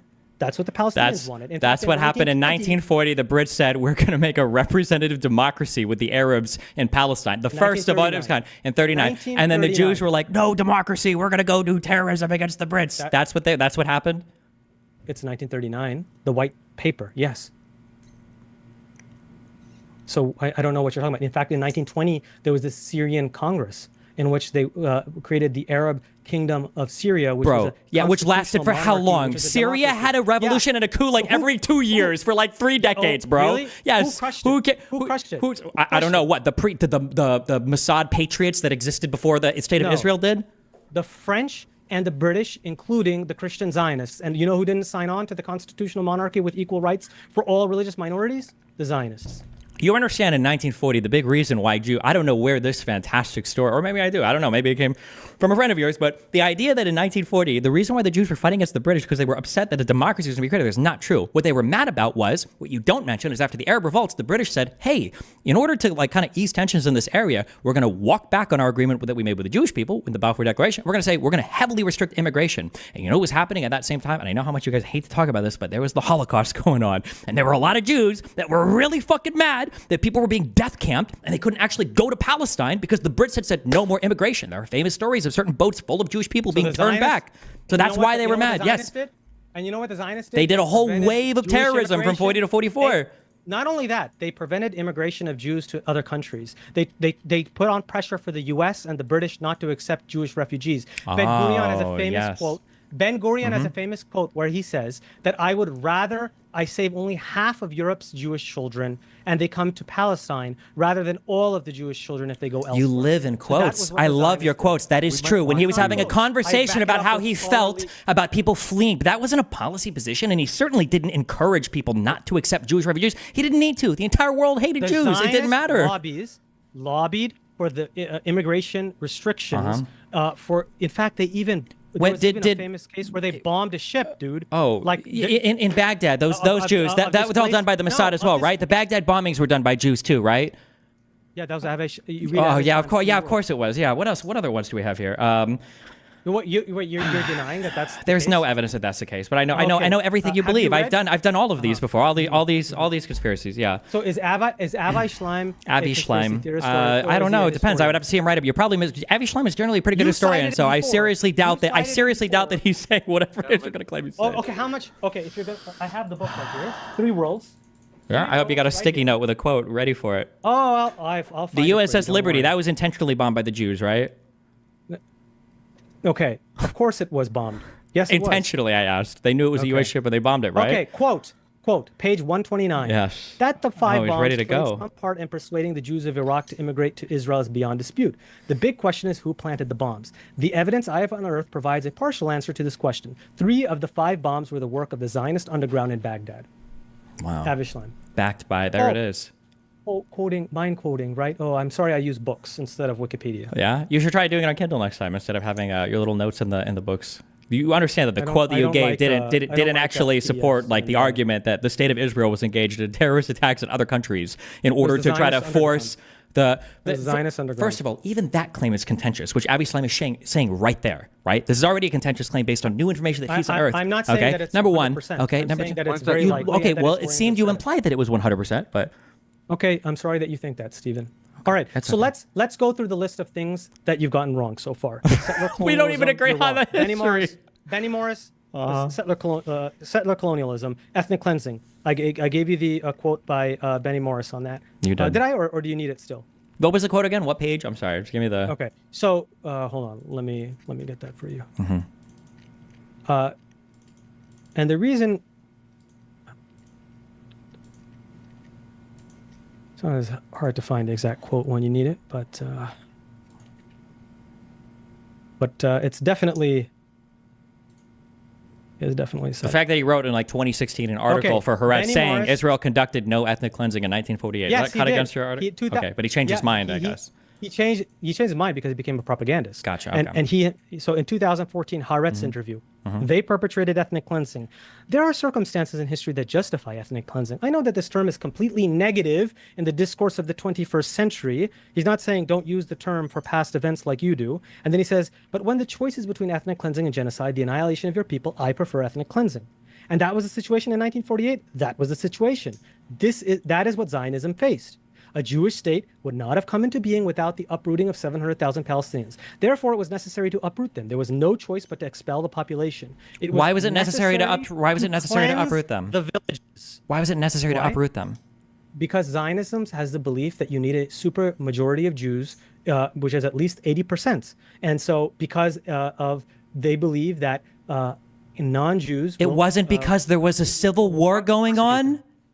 The civil war came after the Zionists decided to initiate the war, correct? It didn't. No, it started. It started with the civil war.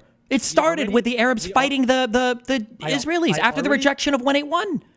I already showed you that, as Simha Flappin has shown in quite detail, and Benny Morris's book will also prove this, is that Lehi and Stern Gang were the ones who, through an escalatory process, started the war.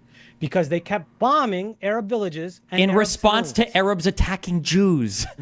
No, as they had been in the prior 2 decades. They attacked. So the Haganah had the policy of restraint for a couple of months, in which they only did defensive retaliation. Now their version of defense was if an Arab village, even one person attacked from that, will attack the entire village. That's their defensive, and that's Israel's policy now forever. But the Stern Gang and the Lehi said, no, we're not going to restrict it to that. We're going to do a preemptive attack against Arab villages. So you're wrong on this. The Lehi and the Irgun might have engaged in preemptive warfare, but one, they were doing it in response to decades of Arab violence prior to that. It didn't come out of nowhere, number one. And number two, those two groups were very small groups that were rejected by the Haganah. The Haganah and the Irgun and Lehi worked together at various times in history, including during the war we're talking about, the War of Independence. All of them were folded into the IDF. They were folded into it because they were disbanded. Yes, they were folded into the IDF because they were radical, because they were hard to control. Integrated into the IDF. They weren't just integrated. This is why when you brought up, that's great. That's fine. And the Stern Gang, the leader, there's streets in Israel named after him. Go ahead, Stephen. You understand that, like, the event that I'm referencing, when Begin was coming in on a ship with weapons for the Irgun, that the Haganah fired on that ship and destroyed it and stole those weapons and didn't allow the Irgun to have those weapons, right? The reason is because the Haganah feared that if there was violence against the British, and especially while the British were still there, the British would retract their support, and that would create a problem. So wait, did the British retract their support when? So they were the mandatory power. So if they upset the British wouldn't allow there to be partition. So they knew that they can't. That's why they waited for the British to leave before they really, escalated their warfare. No. They waited for the British to leave because that's when the mandatory period expired, and then they voted on what the country should look like afterwards. You yourself have already said the Civil War already started before that period, correct? No, the Civil War started right after the Arabs rejected the partition plan. Exactly. In before 47. The mandatory period ended. As the British were already leaving. That was the point of the partition plan, is what would it look like afterwards. So now, do you see how you're changing everything that you say? What I'm trying to tell you is that they didn't want to piss off the British during certain periods of time, and that's when they said to exhibit restraint. No, then you've already passed from 40 to 44. The King David Hotel bombing, all this shit had already happened. The Jews didn't give a fuck about the Brits by 47. The shit was fucked. That's why the Brits, part of why they wanted to just leave and get out. From 40 to 44, the Jews had already engaged in terrorist attacks and everything against the Brits that were there. Yes, the Irgun and Lehigh, and at various times the Haganah. But it depends on the situation. So when the Haganah thought it was strategic, they did it. Otherwise, they opposed it. And sometimes the Haganah showed some restraint. So this is, like you always say, be complex and nuanced. This is what I'm asking you to be right now. Okay, so I think we should move on because we've already gone to the point of, you're claiming... Okay, the other thing, the only other point that I think we should get to is the idea that the Arab states... Yeah, go ahead. Just if you're able to turn your mic up just a smidge, Javon, just to be sure that we... someone in chat was saying, and I just want to be sure they can hear you as clearly as possible. I don't know how to... Does that do the trick right there? Not a problem. Frankly, I think it's good. Go ahead. Okay. You have said that the Arab states intended to ethnically cleanse the Jews, correct? I don't like the term ethnic cleansing is stupid. Did they plan on massacring the Jews or kicking them out? In 48, yes. 47, 48, yes. When they attacked? In 47, 48? Yes. Yes, of course. When the Arab states were involved. Okay. So, first of all, it's hold on.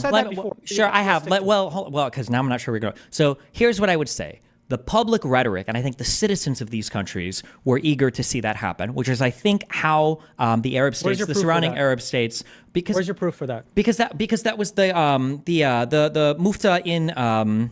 The Mufti in Jerusalem, the leader of the Palestinians at the time, wanted to see the Jewish people expelled. The Mufti, my bad, whatever, the guy that worked with fucking Hitler, okay? And the surrounding Arab states were obviously no fan. The Stern Gang also tried to seek an alliance. Initially, yes, because they hated the Brits. And there's a Havara agreement. I promise we'll kick it right back over to you, Javon. I just want to hear the rest from Stephen.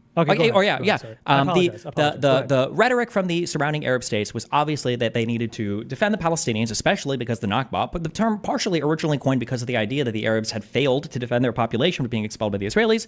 When they came in and fought, there was ostensibly this idea of kicking them out, but I think that each individual nation was probably a little bit more concerned with their own borders and their own kind of territorial conquest than actually committing to a hard expulsion of Jews. One, because they didn't have the military might or organization to do it, and two, because it was safer and easier to just conquer some territory and chill. I think that's probably why Egypt stopped in the Gaza Strip. It's probably why Jordan stopped after they had the West Bank, and it's probably why Syria stopped when they conquered a little bit in the north.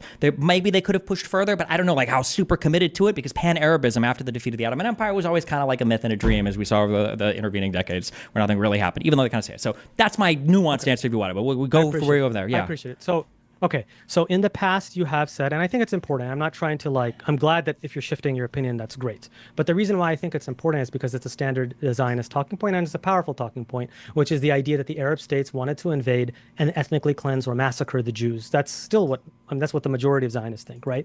So let's go through that one by one. Let's see what the evidence shows. Number one, the Arab states were reluctant to attack. They were compelled into war by the angry public, who was reacting to what? Reacting to the Nakba. There were all these Palestinian refugees. They were reacting to the Palestinians losing in 47, yes, and 48, yes. They were not them losing. They were reacting to them fleeing their homes in terror from the massacres. Because they lost their civil because war. Because they were being massacred. No, they were being massacred. You don't have to be massacred. So Hutus and Tutsis, right? I know that you're a pro-ethnic cleansing guy, but normal people, when they see people getting ethnically cleansed, don't think that's something that you go, yeah, that's cool that they lost. Okay, but anyways, here's what General John Glubb said, and this is quoted in Morris's book, 1948, page 181. The Arab statesmen did not intend war, he writes, and they knew that they were heavily outmatched by the Zionist entity. They only very reluctantly and lethargically mobilized for war because, quote, none could ignore the Palestinian Arab tales of massacre and exodus. Morris, page 182 of 1948. The stated objective for the war, what was it? It wasn't what you claimed in many debates before, that it was to ethnically cleanse. It was to save the Palestinians from the massacres that were taking place. Quote, Morris, 1948. Wait, what? Wait. You think that? Hold on.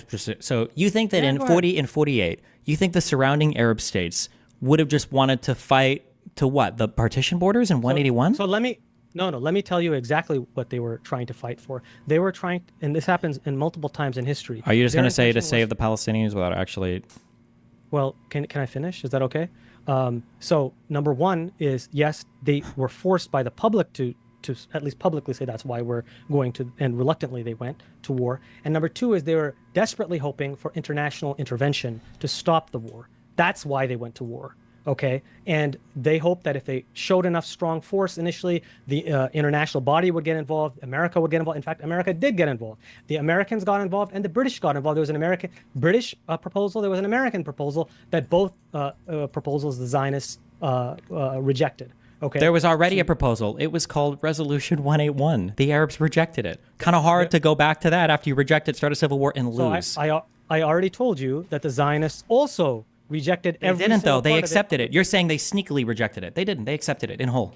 No, they didn't. They falsely accepted it. Okay, so when you accept the resolution, is it okay if I say, if there's a resolution that you can't have a nuclear weapon, is it okay to say, yes, I accept that, and then go and make a nuclear weapon?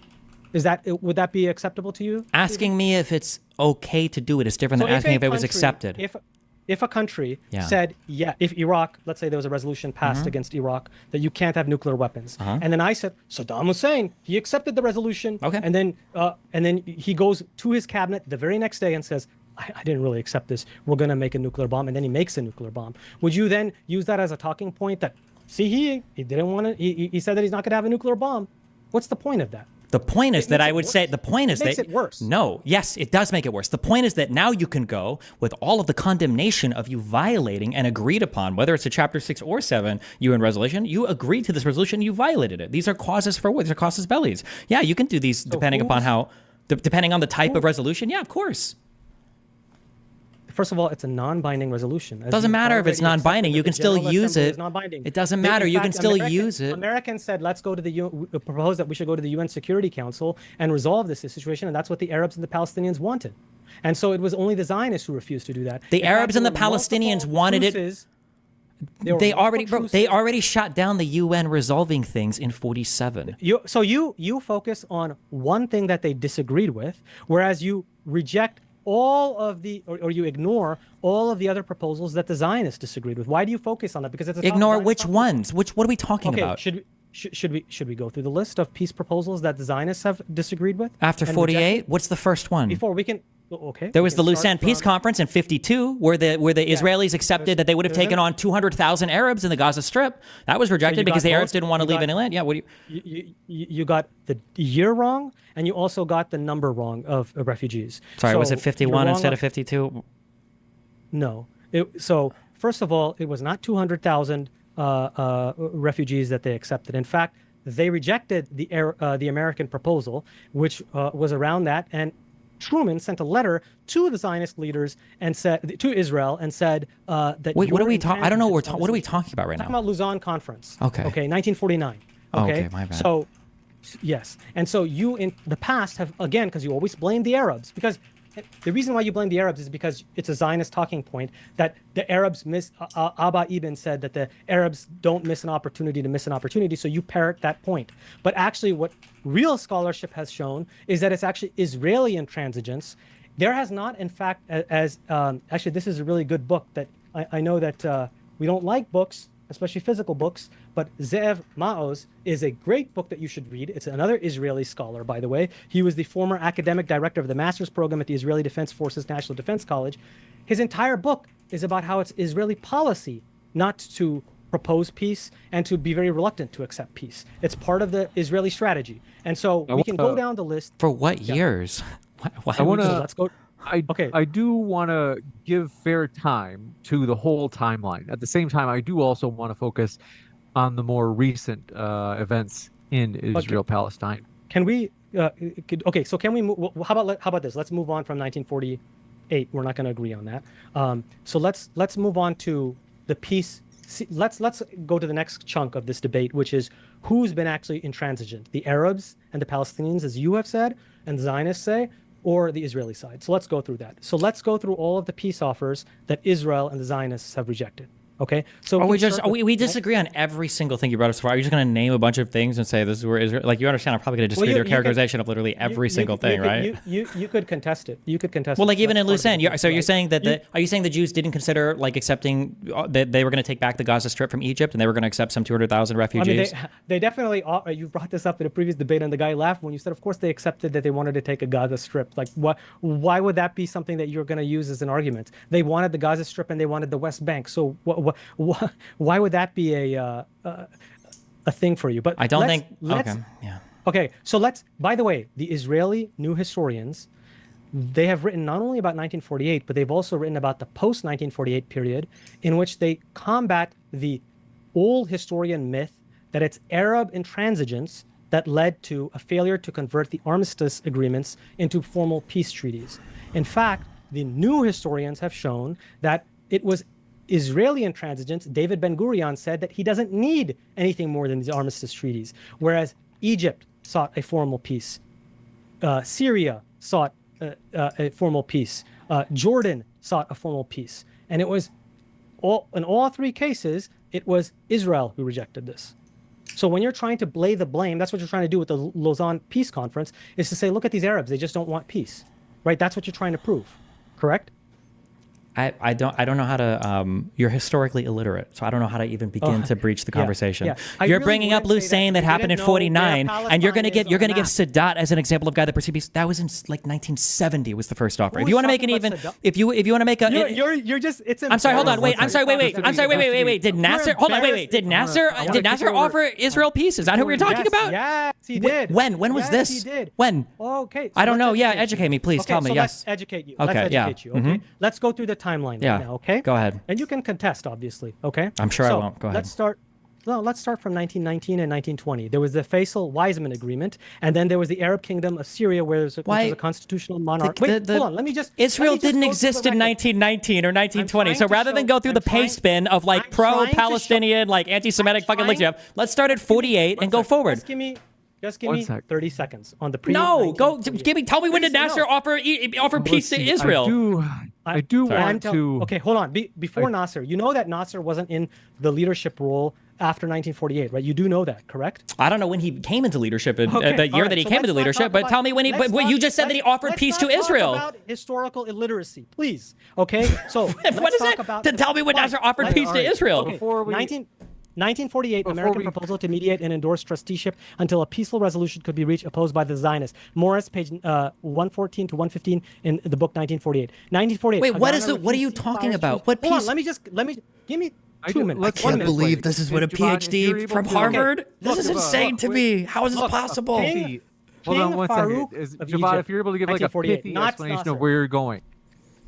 Okay. Are you able to give us like a summary, like 100%. paraphrase of what where I'm trying to say is, historically, there were 50 plus instances of Arabs and Palestinians offering peace to or outside groups as well, Soviets, the Americans, the French, offering peace, and it's Israelis who refuse. And the reason they refuse is because they cannot accept a Palestinian state. That is my argument. So it's very germane because Destiny claims that it's Arab intransigence, because that's a standard talking point. But what I'm trying to tell you is, can you name a single Israeli prime minister who accepted a sovereign Palestinian state? A single Israeli prime minister who accepted a sovereign Palestinian state.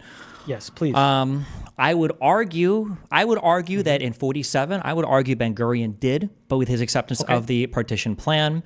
I believe that, I think it's publicly stated, I think in 2013, Netanyahu was probably willing to accept something, although it didn't happen. I know that Olmert, if you want to run off lists, we can do it. You can look up 2013 Netanyahu Palestinian state if you want to find this, you can, okay? Netanyahu, okay, perfect. Yes, that's fine. If you're going to go ahead and quote at me, the Likud party platform, I'm also aware of that. Yes, Netanyahu is not the far-right conservative leader of things. He's just a person that holds coalitions together. And he's a spineless fuck. Okay? Pretty sure in 2008, yes, Olmert went back and forth with Abu Mazen, and he would have probably accepted one. Palestine. sorry. I believe Let me in let you finish. 2000 after the Camp David talks and after Taba. I'm pretty sure that there would have been an acceptance of a Palestinian state there. You could argue that the Oslo Accords were kind of an acceptance of a path to a Palestinian state. I mean, what do you want? What more?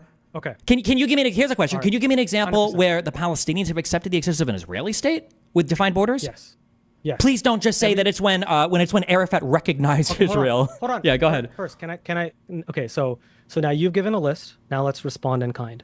You first said David Ben-Gurion. Okay, so David Ben-Gurion, 12 days before the UN met to decide the fate of Palestine, he sent Golda Meir, representing the Jewish Agency. She secretly met with King Abdullah of Jordan and reached a broad understanding with him, effectively splitting Palestine between them. This is in Iron Wall, page 31, Avi Schleim.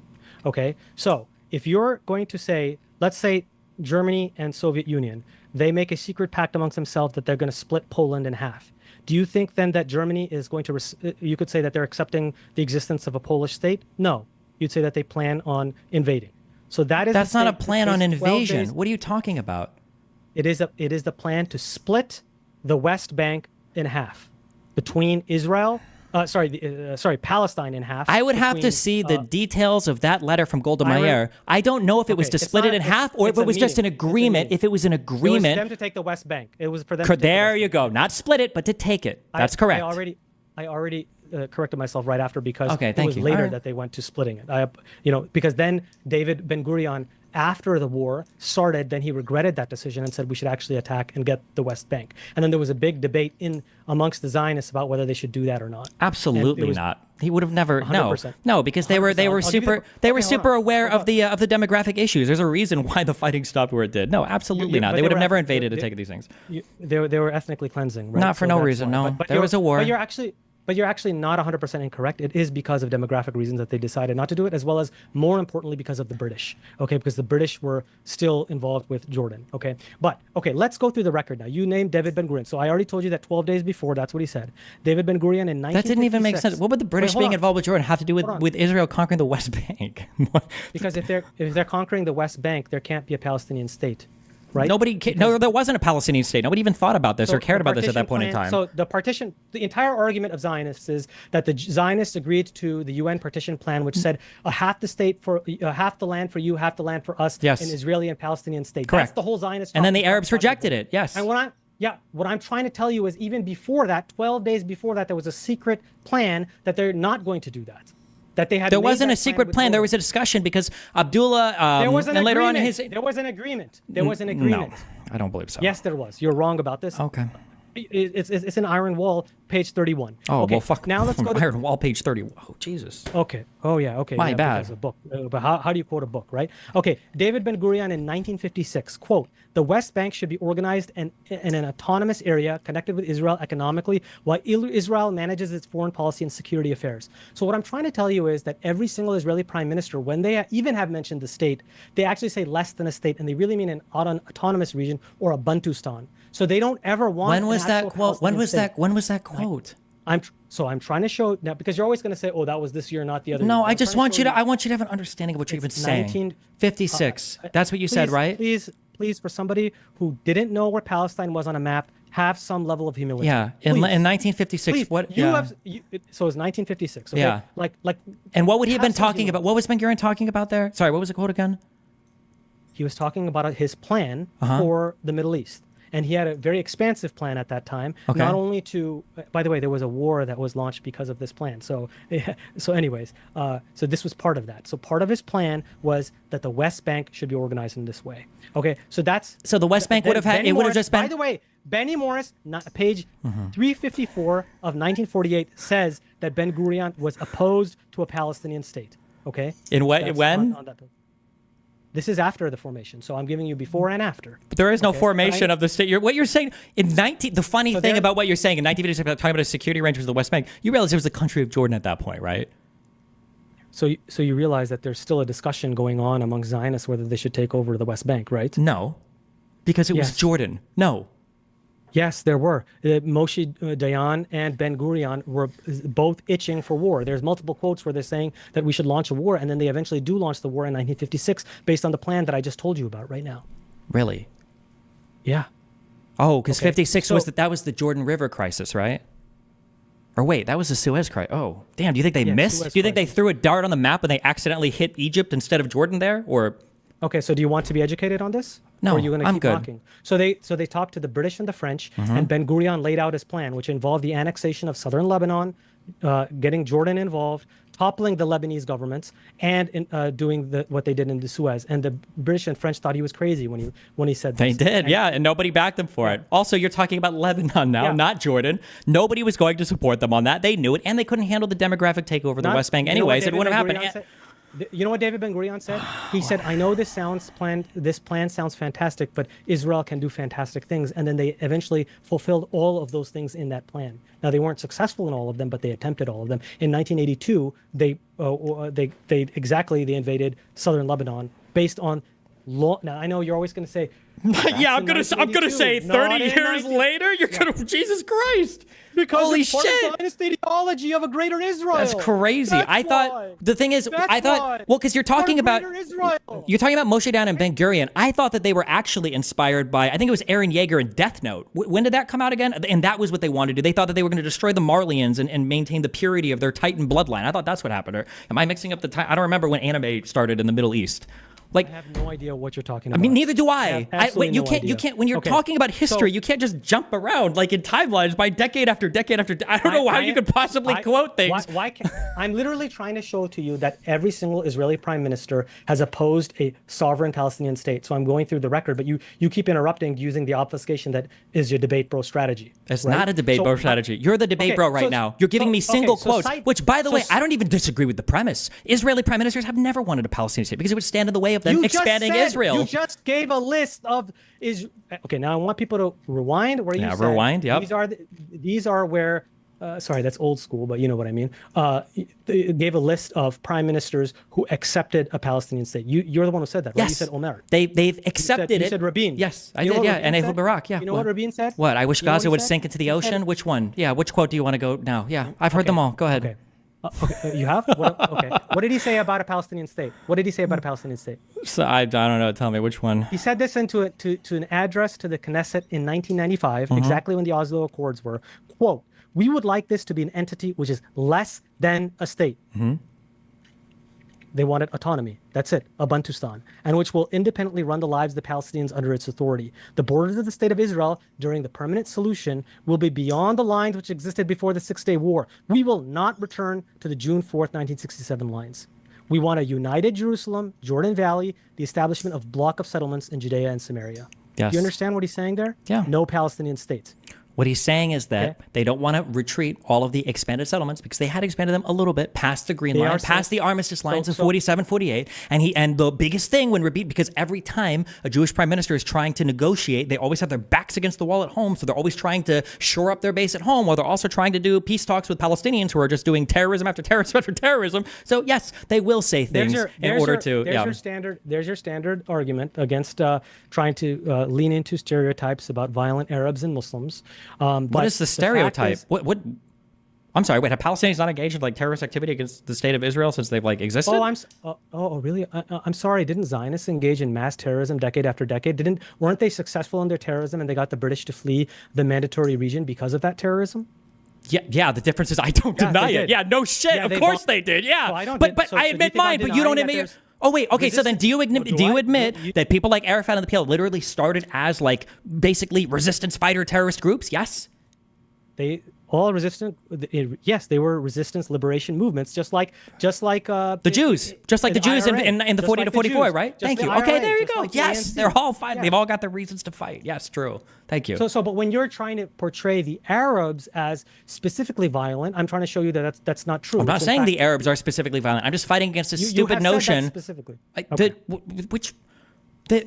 only when I'm arguing against people like you who are like the Arabs welcomed the Jews with open arms and kumbayas. It's not true. They were fighting the whole fucking time.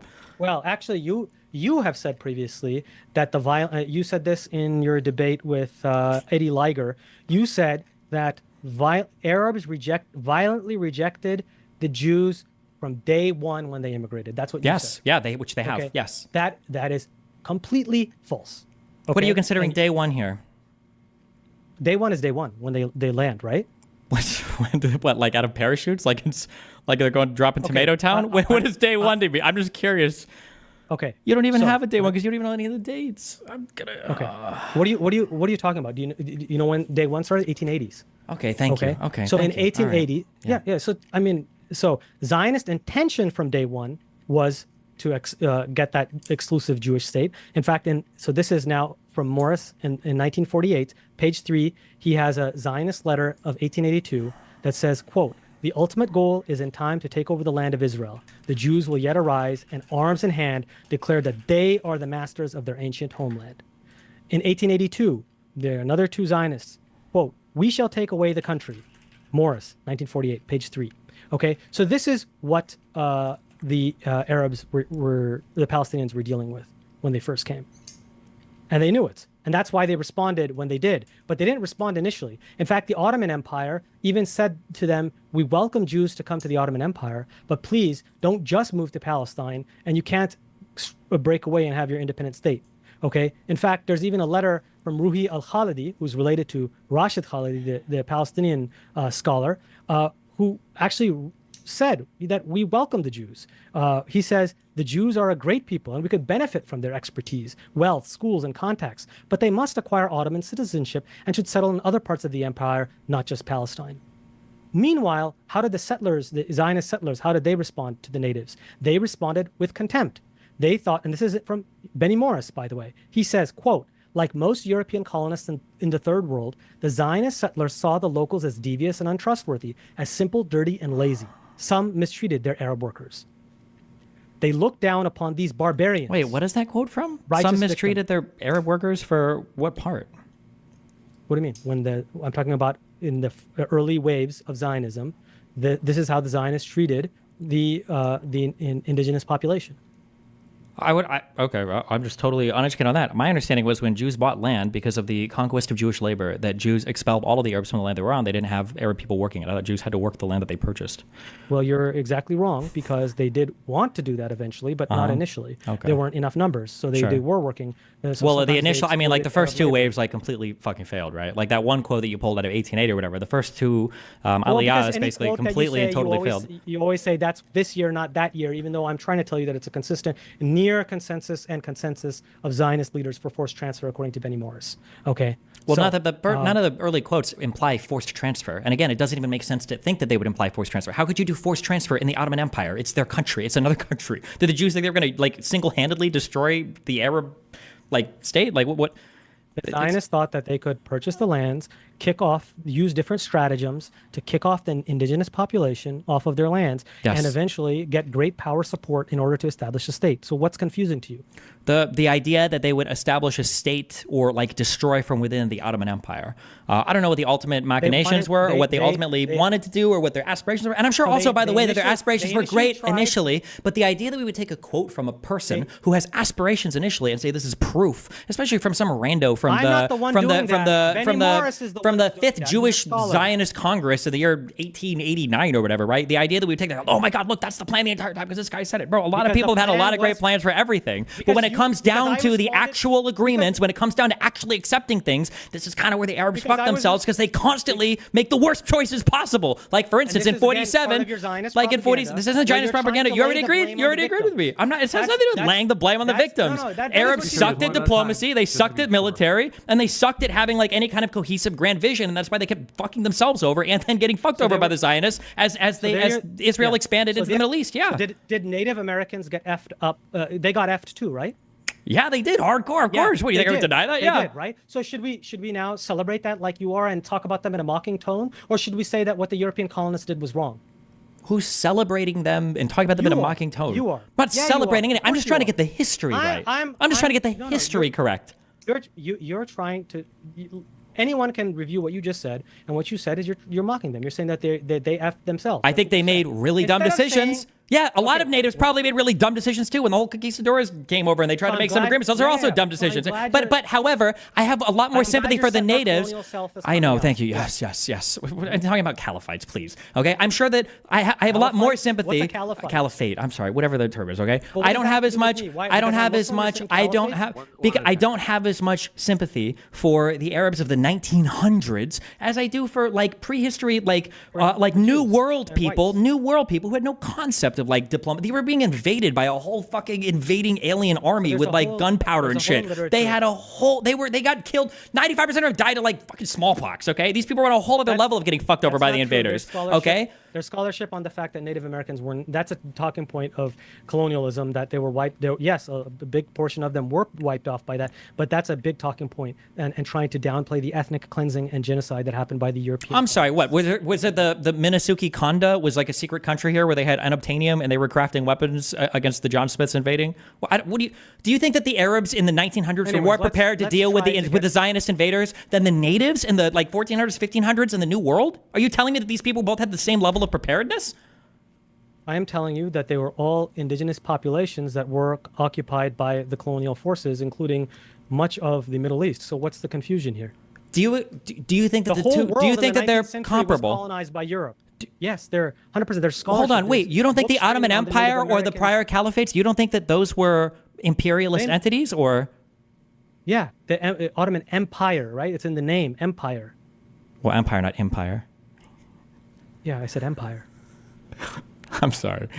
Okay, so I don't have as much sympathy for an empire. Okay, it was the collapse of the idea that these people are on the same standing. Why would I compare Arabs in the Middle East to Native Americans? It's because there's settler colonialism, like it's analogous situation. So you don't want to compare that, just like you don't want to compare Israel to apartheid South Africa, because you know that makes it crystal clear. And you get invited, you visit a country that's committing genocide, you go on a trip. That's the kind of person you are, that you go on a trip to Israel in the middle of a genocide. 50 years from now, people are going to be watching this debate, and you're going to be like embarrassed to be your grandkids watching this and saying you were like one of those people who was defending apartheid in the 1980s. That's why this is important. Okay. All right. So let's move on now. Yeah, let's do the next one. Yeah. Yeah. So let's actually go to because you have been unable to name a single Israeli prime minister who accepted a sovereign state, and then you backed off of that claim, right? Because you said that that's not Rabin doesn't count because of the quote. Ehud Barak won't count because I'm sure you got a quote from him, right? It's not just a quote. It's scholars who are writing on it, who are using the quote and other information. That's what scholars do. Okay. To establish an argument. Okay. And the argument is that they never wanted a full Palestinian state. Oh, now it's a full Palestinian state, or? Yeah, a sovereign state, right? That's what sovereign means. Okay. Okay. And then in 47, when they accepted the Palestinian state, that didn't count either. You said that it's Palestinian intransigence when it comes to. Do you agree? Wait, real quick. Just do we agree that the surrounding Arabs didn't want a Palestinian state either after 48? So the Arab states were varied on this, and many of them were terrible on this. So Jordan wanted to exploit the situation and expand their territory. So now this is, I guess, a talking point for you, because look how stupid and bad the Arabs are, right? But I'm going to agree with the factual record and say the Palestinians, as the indigenous population, did get screwed. Yes. Okay. And the Arab dictators have a huge part to play in this. Cool. You could just say Arab leaders. We know they're dictators. Yeah, because Arabs are bad. They're terrible. That's the reason. I never said that. Okay. Sometimes dictators can be based. No. Okay. All right. Do you think dictators inherently bad? That's kind of racist, isn't it? Okay. So you mentioned Khartoum, right? Mm-hmm. You did, right? Actually, that's another big talking point of Zionists, where they say you're going to talk about how the three no's no actually is like yes in Arabic or something, or what are we doing here? That's funny, right? So Avi Schleim, quote, In fact, the conference was a victory for the Arab moderates who argued for trying to obtain the withdrawal of Israel's forces by political rather than military means. Arab spokesmen interpreted the Khartoum declarations to mean no formal peace treaty, but not a rejection of a state of peace, no direct negotiations, but not a refusal to talk through third parties, and no de jure recognition of Israel, but de facto acceptance of its existence as a state, which, by the way, mirrors the exact view of Ben-Gurion and Israel towards the armistice agreements. Okay? At Khartoum, Nasser advised and indeed urged King Hussein to explore the possibility of a peaceful settlement with Israel. Quote, but Israel's leaders feared the new manifestations of Arab moderation and progress towards peace. They therefore deliberately misrepresented the conclusions of the Khartoum summit as the climax of Arab intransigence in order to justify the toughening of their own position. Iron Wall, page 276 to 277. Meanwhile, while you're talking about the 3 no's of the Palestinians, here are the 5 no's of the Israelis, even as late as the 1990s. Israel, quote, clung to the current 5 no's. No to a Palestinian state. No to a return to the 1967 borders with only minor modifications. No to a discussion of the permanent peace settlement. No to withdrawal from the Jordan Valley. And no to a negotiation with the PLO. Wasn't that just like the same thing 5 times? No, that's not. That's okay. 5 different things. Okay. Okay. Gotcha. Yeah, well, you could say that about the 3 no's too, right? Would you? But things only cut. Yeah, the only things cut one way for you. I know that. Okay. Wait, hold on. No, the 3 no's for the Khartoum conference were pretty distinct. One was there could be no formal peace agreement. The 2 is that they can't negotiate anything, so no economic ties or anything. And then the 3rd was you could never even recognize Israel as a country that you could even do business with. There was nobody even to talk to. I'm not going to quibble on you because this is a silly point to quibble on. Okay, I'm so sorry. My bad. Yeah, you should be. Okay. So Israel refuses to deal with the PLO. Right, 1970. Let's go to the 1977 Likud manifesto. You always. Why do they refuse to deal with the PLO again? We just kind of glanced over that real quick. Yeah, because they're a resistance organization that uses violence to I have a question for you. Mm-hmm. Do you think that Occupy? Man, do you have to eat while you're debating, man? They're cookies. It's kind of. Oh, watch out. You can make Qassam rockets out of cookies. You got to be very careful because Hamas has hired the Cookie Monster. You know that, right? Cookie I'm going to hire the dude tomorrow. I got it. Don't worry. Qassam rockets. Mm-hmm. Yep. Yeah. But Cookie Monster ate all the rockets, so it's like a big thing. Okay. But what, is the Cookie Monster the Iron Dome here? Or? The ineffective Iron Dome, yeah. But okay, Wait, do you believe that? You believe the Iron Dome doesn't work? Are you one of those people? No, I didn't say that it doesn't work, but I'm saying that it's not as effective as people imagine it to be. That's what I'm trying to say. And if you want scholarship on yes, I know. Don't worry, I've read that Finkelstein page. Yeah, because you're the real scholar, and I know Finkelstein is, what is he? He's just a quack. Compared to Finkelstein, okay. I'm the fucking grandmaster of the Harvard Library of History. Absolutely, yes, yeah. I know. As long as you can find Palestine on a map, right? That's all we. Well, right now, technically, nobody can find Palestine on a map. Actually, if you really think about it, nobody has ever been able to find Palestine on a map, funnily enough. But yeah. Okay. Let's. Yeah, that's funny. Mm-hmm. I know. So let's move on to the peace treaties. Now let's go through that. So 1978 Camp David Accords, right? Mm-hmm. So we were gonna skip over the fact that the PLO started off as like a terrorist resistance group against Israel. So I was asking you a question. Mm-hmm. Do you think colonized people have the right to resistance? Yeah, to some extent. Can they use violence? I mean, it depends on the occupation. It depends on the violence. Depends on sure, but no. Can occupied people use violence to resist their occupation? You understand that is such an unbelievable. That's like asking, do you have a right to kill somebody who's a threat to you? We're going to need a little bit more nuance here, right? Like in general, I would broadly agree with the idea. Yeah, I'd broadly agree with the idea. So do you also agree with the fact that the PLO used violence that included but was not limited to terrorist tactics? Yeah, of course. Okay. Do you also agree with the fact that Israel and the United States rejected the PLO's use of violence in total, not just their terroristic violence? Yeah, that's not surprising. Yeah. Okay. Do you also agree to the fact that, meanwhile, they both say that Israel has the right to defend itself against the Palestinians, the occupied people? Well, the PLO was fighting to take back the West Bank, right? No, what I'm trying to tell you is, like, even right now in the current situation, you have said, like Zionist Shumsha that you have said that Israel has the right to defend itself when it was attacked on October 7th, correct? Yeah, but this is a way different situation. Wait. So you agree with the idea reflexively that the occupying power has the right to violence in its response to the occupied? But meanwhile, you hedge when it comes to the occupied, the colonized, using violence.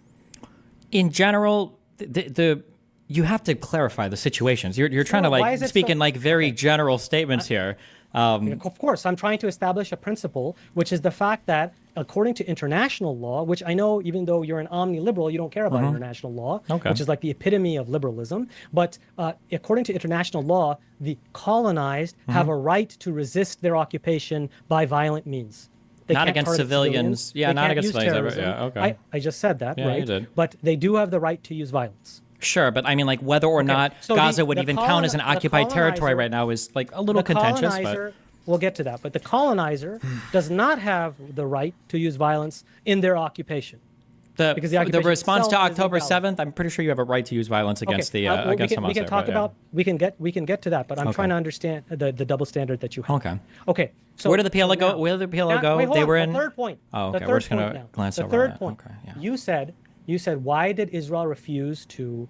I'm getting right to what you said. Why did Israel refuse to deal with the PLO? Okay. You said it's because of their terrorism. That's what you implied. One of the Do you reasons, also yeah. agree- Sure, one of the reasons. So what's the other reason? Well, I mean there were designs or ideas for I think it was from 67 up to was it 75? There was a time when Jordan finally gave it up, but there was an idea at Israel that some kind of, I think they called it the Jordanian corridor could be created to run the West Bank.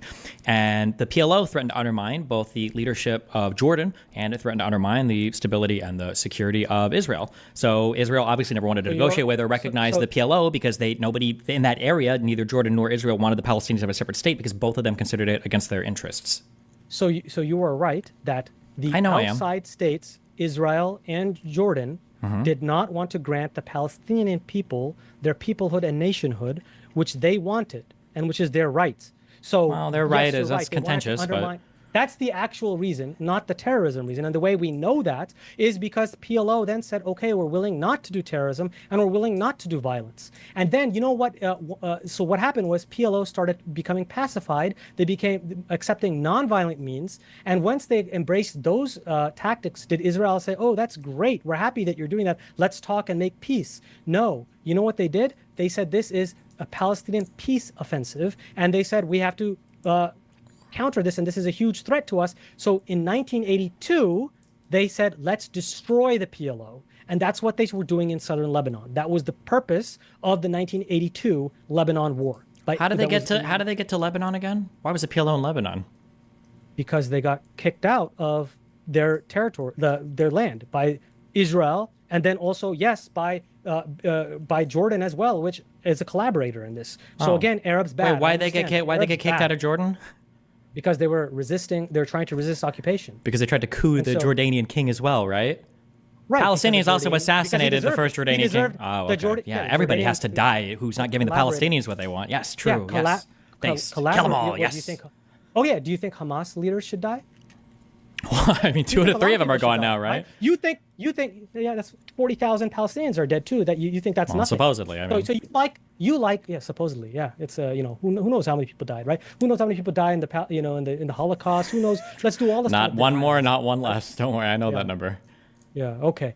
All right. So, anyways, so now we've established the fact that it's not the Palestinian terrorism, but it's actually the threat of the state of Palestine, right? An independent state. So because if that was the case, then when PLO said that we're not going to use terrorism, we're not going to use violence, we accept Israel, then you would expect them to say, okay, let's talk. Instead, they said let's invade in 1982. But let's talk. You understand that you can't. You understand that you can't just do like war after war after war after war, and then right after you lose, be like, but wait, let's try peace, right? You can't do that, right? Okay, so this is another talking point of yours, where you try to portray the Arab states as waging war after war on Israel, but in fact, again, there's a whole book on this. It's called Defending the Holy Land, in which he shows that virtually all of the Arab-Israeli wars were initiated by Israeli aggression. Okay, and we can go through the record. The 47 war was initiated by Arabs. And the 48 War of Independence was initiated. It was done by the You told me that there was a list. That's fine. I don't know. By the Irgun and Lehigh. Okay. And the only reason Benny Morris is able to say that it's not because he excludes the Lehigh and the Stern gang. He says, oh, they don't represent the mainstream Zionism, so he's able to. But he wouldn't do that with the Palestinian side, right? And in He wouldn't say those are '67, that was extremists, started by Israel, right? Just completely unprovoked. Yeah, that was 100%. That was started by. So let's talk about 1956 first. You're jumping. So let's talk about 1956. Who started I'm jumping. 1956? Okay. The French, the British, Israel. No. Oh yeah, it's the French, the British, and Israel, not just Israel. Okay, so fine. I'll agree with you that they colluded with the colonial powers. Secretly colluded. Yeah, they did. Yeah. They did secretly collude. What's the confusion here? There's no confusion. I agree with you. That's like one of the best examples of Israel being fucking sneaky. They were super hungry, desperate for an alliance in the West, so they wanted to do a secret little plan with France and Britain in order to fight with Egypt and have control over the Suez. Yeah. Yeah, they wanted to take territory. That's why they wanted the secret war. And the plan that they came up with was southern Lebanon. They wanted to coup the government in Lebanon. They wanted to coup the government in Egypt, and they wanted to collude with Jordan as well. That was their master plan. They wanted to do that, yeah, but the surrounding Arab states also wanted to destroy Israel the entire time as well. That's what they're all fighting about. Yes. So the French and the British said no, and they stuck to just the Suez plan. Okay. So that's the aggression of Israel there, and Israel acted as the aggressor, by the way, for the French and the British. Okay, but before that, by the way, there was a 1949 through 1956 Israel's border wars. You do know that those also were initiated by Israel, correct? From which years to which years? 1949 to 1956. Do you know what the leading book on this is? I think you should know. I don't know what the leading book is, but I do know that there were Fedayeen attacks that had basically been. I say that because your favorite scholar has Benny written Morris. On this. It's called Border Wars. Yes. Oh, okay. So he's written on this. Gotcha. Okay, and so now you have the specific talking point of the Zionists, which is that it was the Fedayeen who started the war. But in fact, the infiltrations, as Benny Morris himself says, 90% of them were non-military and they were people just trying to come back after the Nakba, after 48. Yeah. Some of them even got shot and killed by Israeli people that didn't even know they were going to get killed. Yeah, 100%. Yeah. Why? Because Israel had a free fire policy in these border infiltrations. Imagine if America adopted a free fire policy on the southern border. I think you might accept that. But they. As long as it's only against brown people, yes. Yeah, I don't know. I don't know. Does it extend to Mexicans or is it only Arabs and Palestinians? The really dark-skinned ones, yeah. Okay. So here's Benny Morris, quote, "Through most of this period, there was an Israeli free fire policy toward infiltrators along the border. Soldiers, policemen, and security guards, especially at night, fired at anything that moved." Sounds familiar? It's what they're doing in Gaza right now, but we'll get to that. Okay. So this is what caused the escalation, whereas Egypt, Jordan, and Syria tried to restrain the Fedayeen, and in fact, they were successful in doing so because they didn't want Israel's escalatory policy. Israel had an escalatory policy because they wanted war, because they wanted to gain territory. So Egypt was successful in constraining the Fedayeen. The attacks went way, way down, and then what happened? There was the Gaza raid, right? So poor Gaza is being attacked all the time. You can go through the list. And that's when Egypt said, you know what, you're destroying us now, you're attacking us. So then they said, we're not going to do anything about these Fedayeen. And that is what gave the pretext for Israel's escalatory policy. So that's the context, and this is in Benny Morris's Border Wars, if you're interested in that. Okay.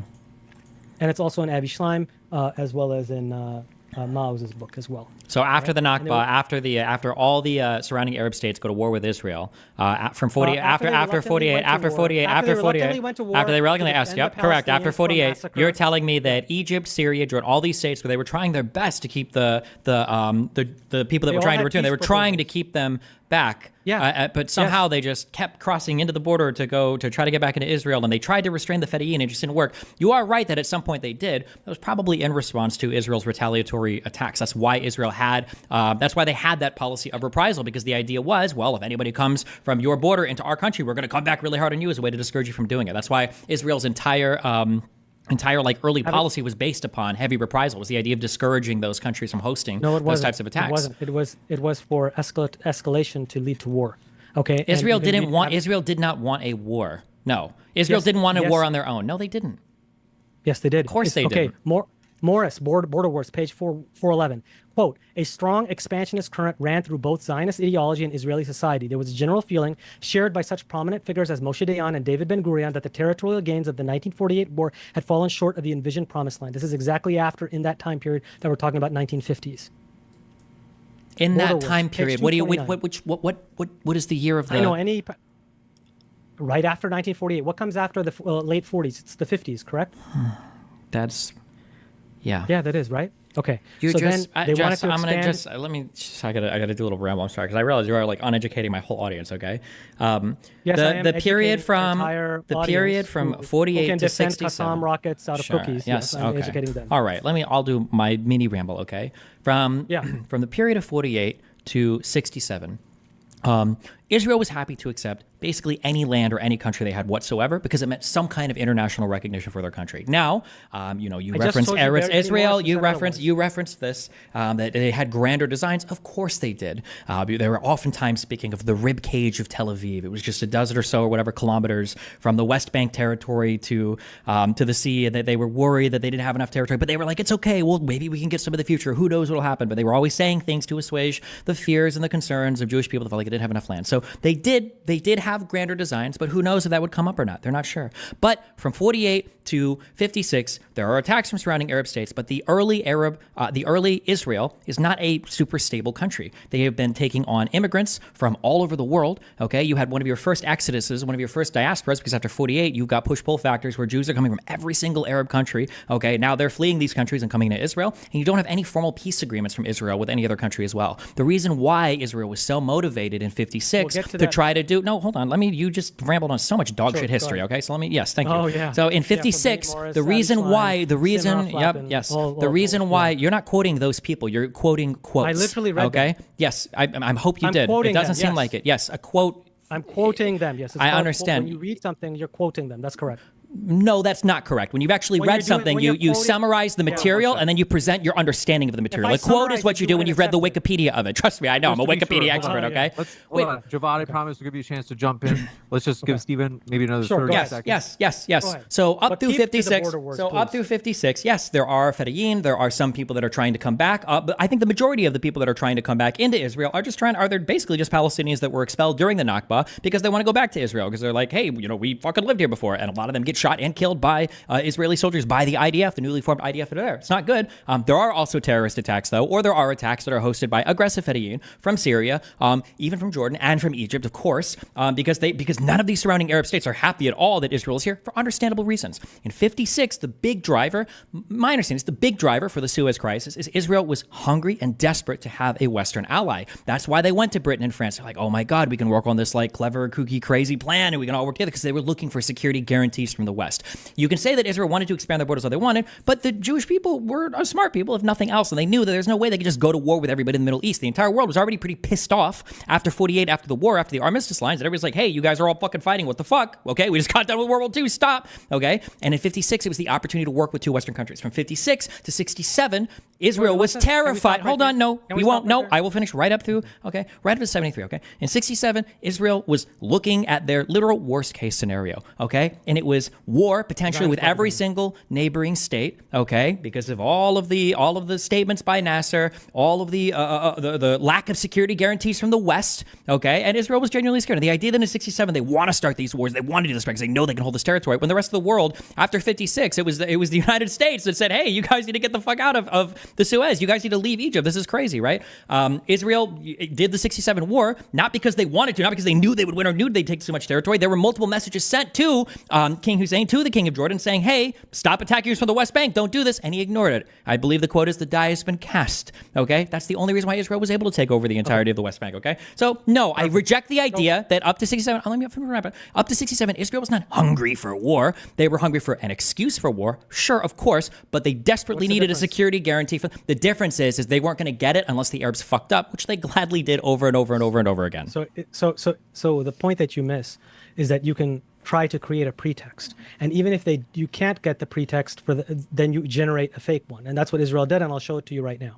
So thank you for that. Which fake pretext are we talking about? So I'm going to do it right now. So just give me a chance. Now you had your time. Now let me have my time. So what I'm telling you is that after the War of Independence, there were border infiltrations. According to Benny Morris, 90% of them were peaceful, and it was only that when Israel had a free fire policy that there became much more violence and it started ramping up.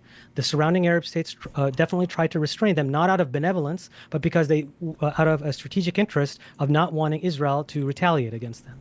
Okay, so then what happened? Quote, Benny Morris, Border Wars, page 418. From some point in 1953, the cycle of infiltration and reprisal boded war, something that certain Israeli leaders from 1954 either actively sought or were not averse to. That is in Border Wars. Then Avi Schleim talks about the free fire policy. And then what happened? There was the Kibbutz raid that I told you about, and Egypt responded to that.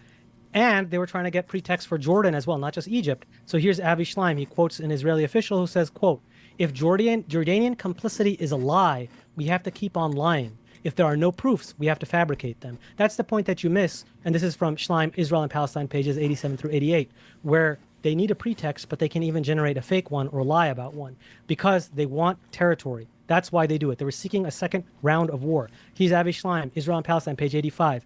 Dayan actively, deliberately, and deviously pushed for war. For nearly 3 years, he was eager for another go at the Arabs. This was 1953. And by the way, David Ben-Gurion was along with this. In 1954, there was a false flag attack on Egypt. Okay, this is in Yagil Levy, who's another Israeli scholar, in his article, Structured Bellicosity, page 422. Quote, an Israeli attempt to discourage Britain from withdrawing its military forces from the Suez Canal by activating local agents who would bomb targets in Egypt, thus creating disorder. Okay, so they had that false flag attack. Then the 1956 war. Ben-Gurion expressed regret for not taking more territory, the West Bank and Gaza. Israel had spurned King Farouk's peace feelers, and so too with Gamal Abdel Nasser, who had initiated contact. Wait, in 54 they did that? What was that? Hold on. Wait, what was that about? Let me just finish. I'm getting to the 1956 war. Okay. Benny Wars on Israel wanting war. This is Border Wars, page 85. Throughout 1949 through 54, Cairo's overriding concern I'm muting for a second. I think he was just given quotes. I think from the History Speaks guy.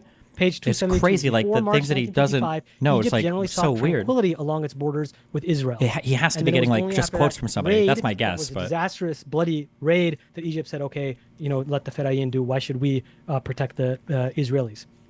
It was a 1954 Israeli false flag operation. And then the fact is of the Fedayeen raids as a pretext. The Egyptians, and here I'm quoting Avi Schleim, the Egyptian authorities had a clear and consistent policy of curbing private incursions into Israel until February 1955, as I told you. Okay. Benny Morris.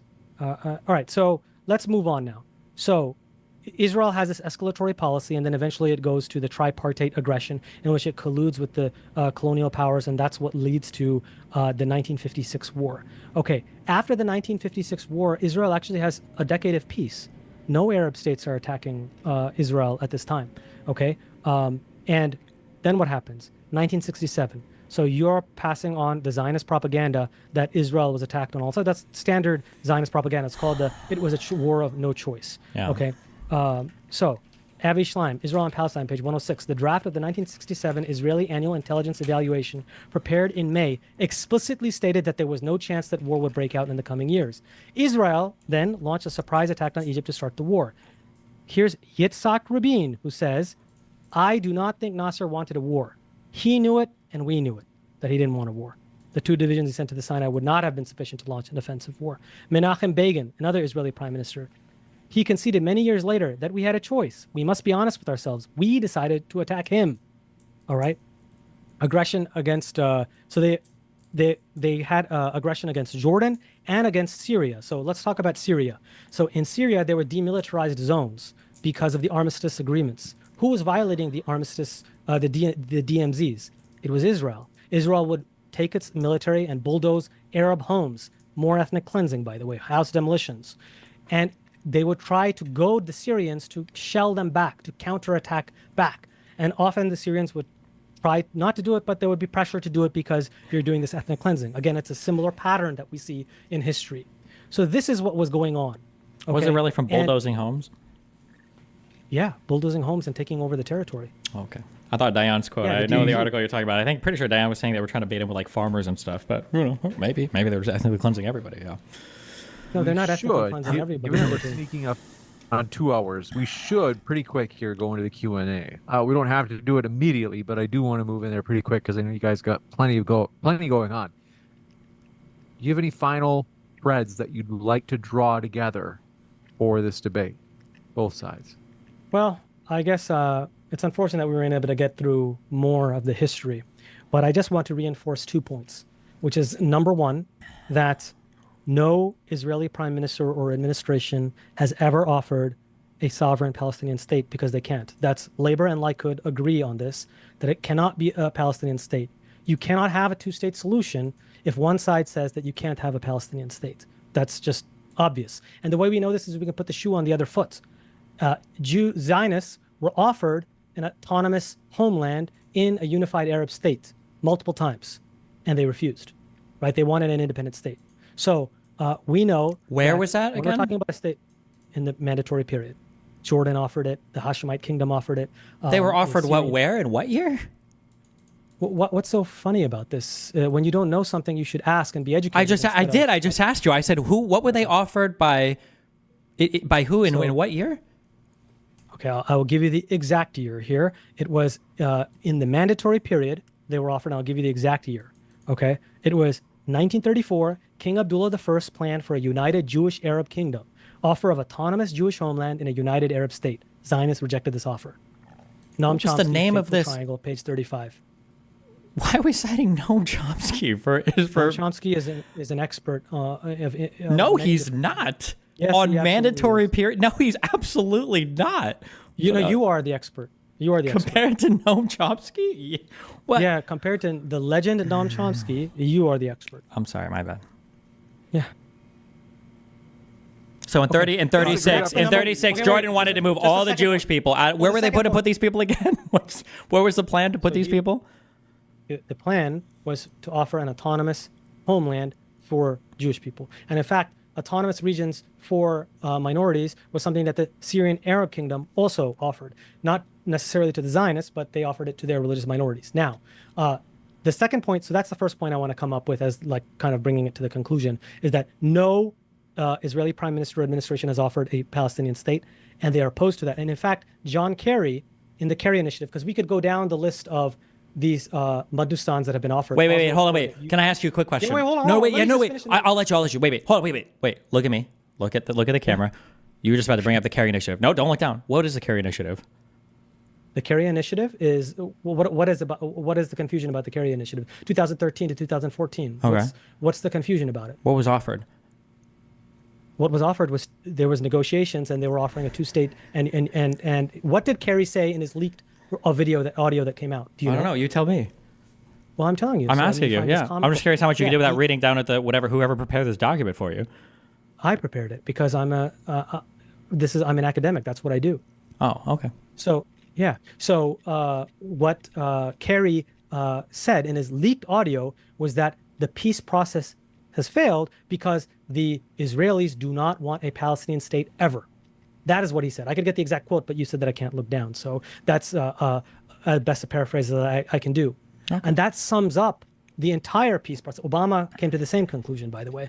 There was some blame on the Palestinian side, of course, because you always have to blame the occupied people as well. Absolutely. But he said overridingly, it's the fact that the Israelis do not want a Palestinian state. Even Hamas, by the way, has multiple times said that we would be okay with a two-state solution, implicit recognition of Israel, not a formal but de facto acceptance, just like the PLO had said decades ago, and then eventually switched. And what's the argument for why in 2008? Why did Abbas reject Olmert's offer? Well, there are multiple reasons. Number one is that it was not a sovereign Palestinian state. Number two is that plan has the Israeli military all over Palestinian land. Why on earth would any Palestinian accept that? Number two is that again, you're not allowing me to look at my notes, so that's fine. No, you can look. You're fine. I'm just curious. No, it's okay. I can do this. Don't worry. The number two thing is that he didn't let them even share. Abbas didn't say no, by the way. Olmert has said that was not true. Olmert has said, there's a Haaretz article on it, that he didn't say no. He simply said, I need the map so I can show my experts. I'm not a map guy. I need to show my experts and advisors. And what did Olmert say? He said, no, you can't share the map. It's That's mine. not true. Olmert had set up a meeting with him like the next day, and they did exactly. And they skipped out. That's exactly. They didn't show up. No, that's not true. That is true. Olmert himself said that. Olmert said that they skipped the meeting. Okay. All right. So let me give you the receipts. He said that in a conversation with me. I talked to him about that. He literally said that. He said, yeah. Sayeb Erekat, that was the guy that was supposed to look over the maps, and Abu Mazen just canceled the meeting. It was horrible. Okay. I can give you a chance to respond, Javad, and then we have to go into the Q&A pretty quick here. Okay. Okay. Like right after. Gotcha. Okay, so Omer initially lies and says he had never heard from Abbas again. Quote, Av Islam. Omer claimed that he had never heard from Abbas again and that the most generous offer in Israel's history would remain without a Palestinian answer. Av Islam, page 796. Yet, Omer's version of events is not entirely accurate. Omer and Abbas did negotiate subsequently on more than one occasion, far from ignoring the offer. The Palestinians requested clarifications, which they did not receive. In what year? I want to say This was after Omer's proposal in 2008. Okay. My understanding is that proposal was walked away from, and Abu Mazen didn't really make it. Propaganda. Oh, my bad. Has there ever been a proposal? Wait, two questions. Two questions. We do Q&A. Number one, please. Has there ever been a Palestinian proposal on the table for Israel to accept? Multiple times. Name one. Multiple times. Okay, let's do it. Let's go down the list. No. Just start it. Give me one. Okay, Like around Arab like League 2000. Peace Plan. Arab League Peace Plan, which the PLO endorsed. Okay, the Arab League Peace Plan. What did that involve? What was the? How many refugees? How many refugees were supposed to come back? Okay, you tell me. I know the answer. Do you know the answer? I believe I do. I believe that in the plan they said that it has to conform, I think, to Resolution 242, and I think that the vagueness of it just says that there has to be a just resolution to the refugee plan, and they don't ever actually call it. You say correct. I'm pretty sure that's language from 242, but okay, yeah. So experts know that is a implicit recognition that it's probably not going to be a repatriation to Israel. Oh, right? No, that's absolutely not true. Yeah. But so then why didn't Israel ask for the clarification then? When? Why didn't they engage with the Arab Peace Plan, which would have normalized relationship with 57 Arab and Muslim states? The Arab peace, first of all, wasn't that in like 2002? So there were two Arab League peace plans, by the way. Okay, one was. Let me get the exact names for you because, oh my God, if I get the name wrong, then you'll. I don't care if you get the name wrong. I just don't like when you jump around the timelines. Yeah. But there was. Oh yeah, because first you ask for something, then you say you're jumping. First, there was the 1981 Arab League Peace Plan. This was the first two-state solution peace plan that was put forward, endorsed by the majority of the Arab League members. Israel rejected it, vowing instead to destroy the PLO and launching the deadly Lebanon War. So that's in 1981. That was endorsed. That was. PLO was on board with that plan. That's why the Lebanon War happened in the first place. And then there was there was no attempted assassination or killing of like an Israeli ambassador or anything. There was no violence from southern Lebanon.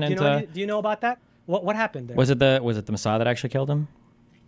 No, it was not the PLO who killed him. It was like Abu Shmidal. Yes, exactly. They said, I forget his exact name. They said something like, oh, it's Abu Shmidal and Nidal. Like they don't give a rat's ass who it is because they want to attack Lebanon. So that shows the pretext generation that you're talking about. They said, I don't care if it's the PLO. It's good enough for us and we're going to invade. Because what happened was the PLO was refusing to give them the pretext. Israel kept doing its escalatory activity against Lebanon and Palestinians refrained because they knew what they were trying to do. And so Israel said, what can we do? So Sharon said, let's just use that pretext, even though we know it's not only non-PLO, they're like enemies.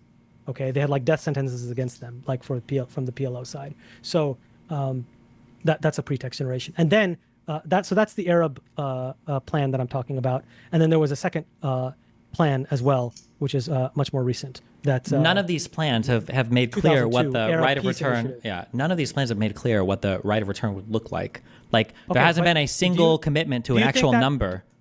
So do you think that number one is, do you think that Palestinians have made dramatic concessions on the right of return, or have they been intransigent on this issue like you have said in the past? I don't think they've ever made a concession on the right of return. That's my understanding. Okay, so your understanding is incorrect. Okay, and if you had actually watched the debate that you claimed that you watched between Norman Finkelstein and Avish, I would never waste my time. Okay, but you said that you watched it, right? But Camp David 2000 demand from the Palestinian side was 10 to 20% of the total Palestinian refugees. Okay, that's in Ben-Ami, Scars of War, page 249. They didn't, but the Palestinians didn't accept that. That's from the Palestinian side. No. Yes. Scars of War. Okay.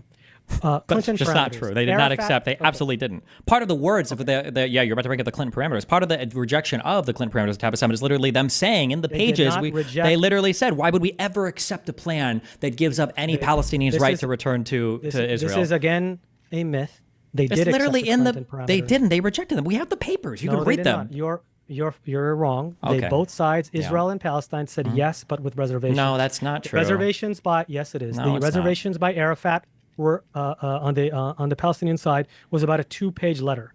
The one on the Israeli side was about like a 20-page letter. This is and it was now we have access to it. So We do. We've read them all. Right. No, you haven't read anything. We've actually read these. You haven't read any. By the way, you haven't read any of these things. If I were to ask you to summarize, what do you think were the rejections on both sides from the Israeli side and the Palestinian delegation? I know exactly what they were. Okay, so when it comes for the Palestinians, they did not reject anything. They asked for clarifications. So they said that we need to know. They were talking about land swaps. They said, well, what land swaps? Where are the land swaps? They needed clarifications on Clinton's vague parameters.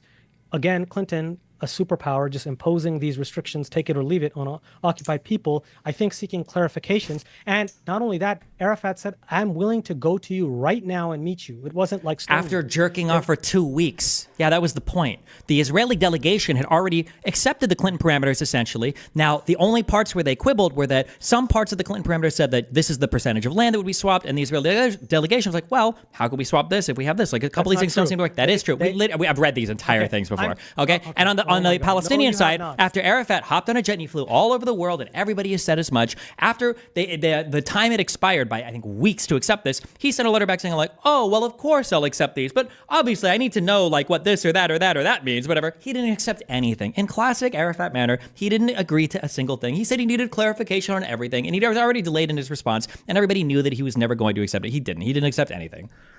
Okay, here's from the letter. Okay, you ready? Yeah. Are you ready for this? I know, quoting the letter that you yourself cited from Israel. Let's see what they said, okay? They said, it states, quote, the permanent territorial arrangements would have to include annexation that exceeds the numerical territorial scope indicated by the president. So number one, we need more land. Okay? How much land? I'm not saying we're going to have more. Wait, hold on. No, wait. Guy, can you just read? Let's just focus on something quick. Can you read that quote again? Read that quote again and tell me what you think it says. No, I'm not going to read. No. Read the quote. That quote. No. All you're doing is proving my point to anybody that's literate. Yes, they're saying that based on what's in the Clinton parameters, if you want us to have this thing, it's exceeding the total scope of what you said we're supposed to transfer. It's not possible. These were the only Israeli. They're saying that they want more land. No, they're saying that it doesn't work. That the Clinton parameters had a little bit of contradictory stuff, and so they have to figure out like what they mean here. But they accepted basically it in good faith, but it wasn't. Okay, so hold on, let me just give my side, and then you can give your side. Okay. You're joking. Number one, your quotes are supporting my argument. Okay, yeah, sure they are. Okay, so number one is they wanted more land. Number two, quote, in the field of security, the presidential ideas differ from the Israeli ones with regard to the Palestinian police and security force, the mandate of the international force, and the monitoring of the non-militarization of Palestine. In other words, they want more Israeli presence.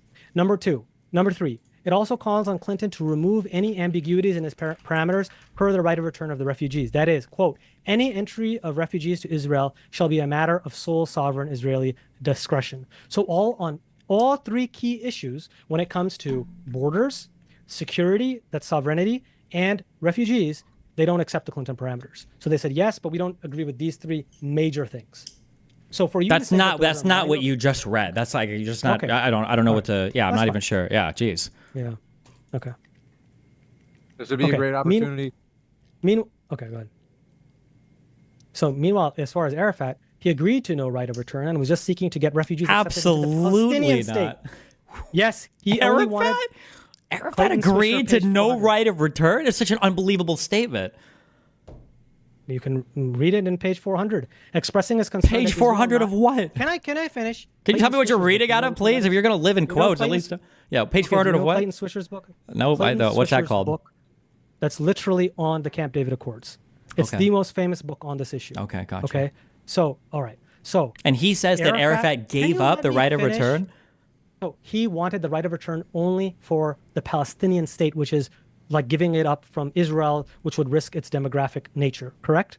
There's no shot that Arafat ever agreed to this, but... Okay, all right. So yeah, you don't know what you're talking about. Clearly not, yeah. So that's number one. So he just wanted reassurance that it wouldn't be under Israel's prerogative that Palestinians could return to the Palestinian state.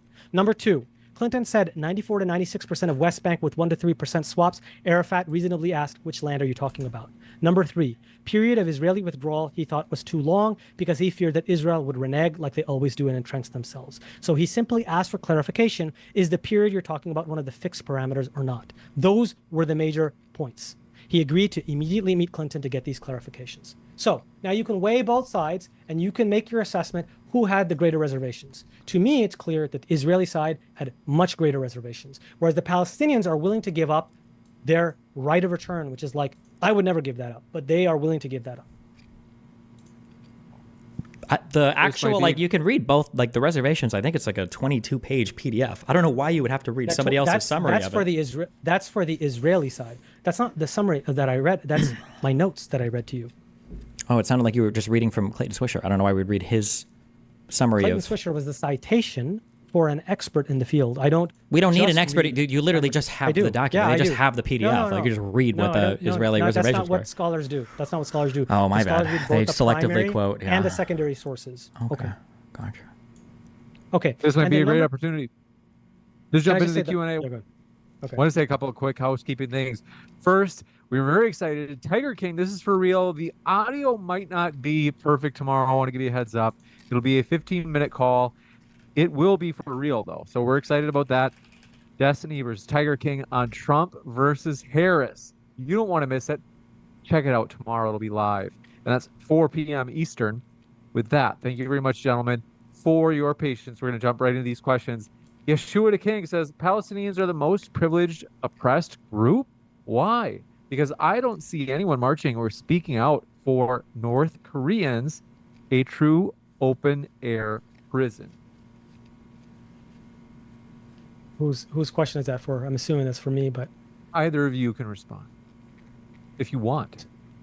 So, as Norman Finkelstein says, you can't predict which issue in the world is going to attract the attention of people. For example, it was in the 1980s South Africa, and defenders of apartheid South Africa would always do whataboutism and say, what about all the other terrible regimes in Africa? Look how big bad, look at the neighborhood we live in. Exactly arguments that Destiny has raised in the past about Israel and Palestine. So you can't predict that. But this is standard whataboutism. As far as the differential, as far as support, I mean, there's not even any comparison. Historically, Israelis have had the support of very powerful factions, a very powerful Zionist lobby, which influences actual policy. And just now, in the last few years, you have awareness, and unfortunately, it's taken a genocide to really create this momentum, and I hope that it continues. So coming in from, any thoughts, Stephen? No, not yet. Muhammad says, Dr. Javad, let's see. He says he's a fan. Jordan says, hey, gotcha. Muhammad says, got that. Looking for more sincere questions rather than insults. History Speaks says, in the birth of the Palestine refugee problem, page 28, Morris notes the Yishuv planned to deny citizenship to 45% Arab minority to make it easier to potentially expel them in the future. So Destiny is wrong on Yishuv accepting Arab minority. What was I? Say that. Re-say that. Now he's going to be confused. They said, in the birth of the Palestinian refugee problem, so the book, they say page 28, Morris notes the Yishuv planned to deny citizenship to the 45% Arab minority to make it easier to potentially expel them in the future. So the point is they never accepted them as the 45%. That's the point. And History Speaks, by the way, you blocked him. You should unblock him, and you should actually debate him on this topic. He's an actual academic. Let me finish History Speaks' super chat, though. They say, so Destiny is wrong on Yishuv accepting Arab minority. Thoughts, Stephen? I can't argue with a single quote. I don't know what I'm supposed to like. I can't academic like who's the made a issue conclusion. like the like it. I would also need to know the year at which this was said because it dramatically changes. Like how would you interpret a particular thing? Also, I was curious. I bought this the book over the Camp David stuff because I was curious. Which page did you say it said that Arafat agreed that refugees could come back, but only to because in his letter to Clinton he doesn't say that. Okay, let me. Well, what does he say about it? Tell me. I have many questions relating to the return of refugees to their homes and villages. I have a negative experience with the return of displaced Palestinians to the West Bank and Gaza during the interim period. Because the modalities remained tied to an Israeli veto, not one refugee was allowed to return through the mechanism of the interim agreement, which required a quadripartite committee of Egypt, Jordan, Israel, and Palestine to decide on their return. So it seems like he's explicitly not saying that he accepts them not being able to go back to Israel. you're right that he's not explicitly saying it, but he is implicitly accepting the idea and just trying to get that in the West Bank and Gaza. Correct? Do you accept that, or is that too far a stretch for your brain to understand? No, he's explicitly not accepting it. Okay. He's trying to. He's saying, how do I know? Because the Clinton parameters were that the bulk of the entire point of the Clinton parameters is that the refugees are supposed to go to the Palestinian state, and any resolution should not threaten the demographic of Israel. So, did he counter any of that? Did he say he has any problem with that? He didn't agree to anything. He's seeking clarification on what the Clinton parameters. Yes, but he didn't agree to anything.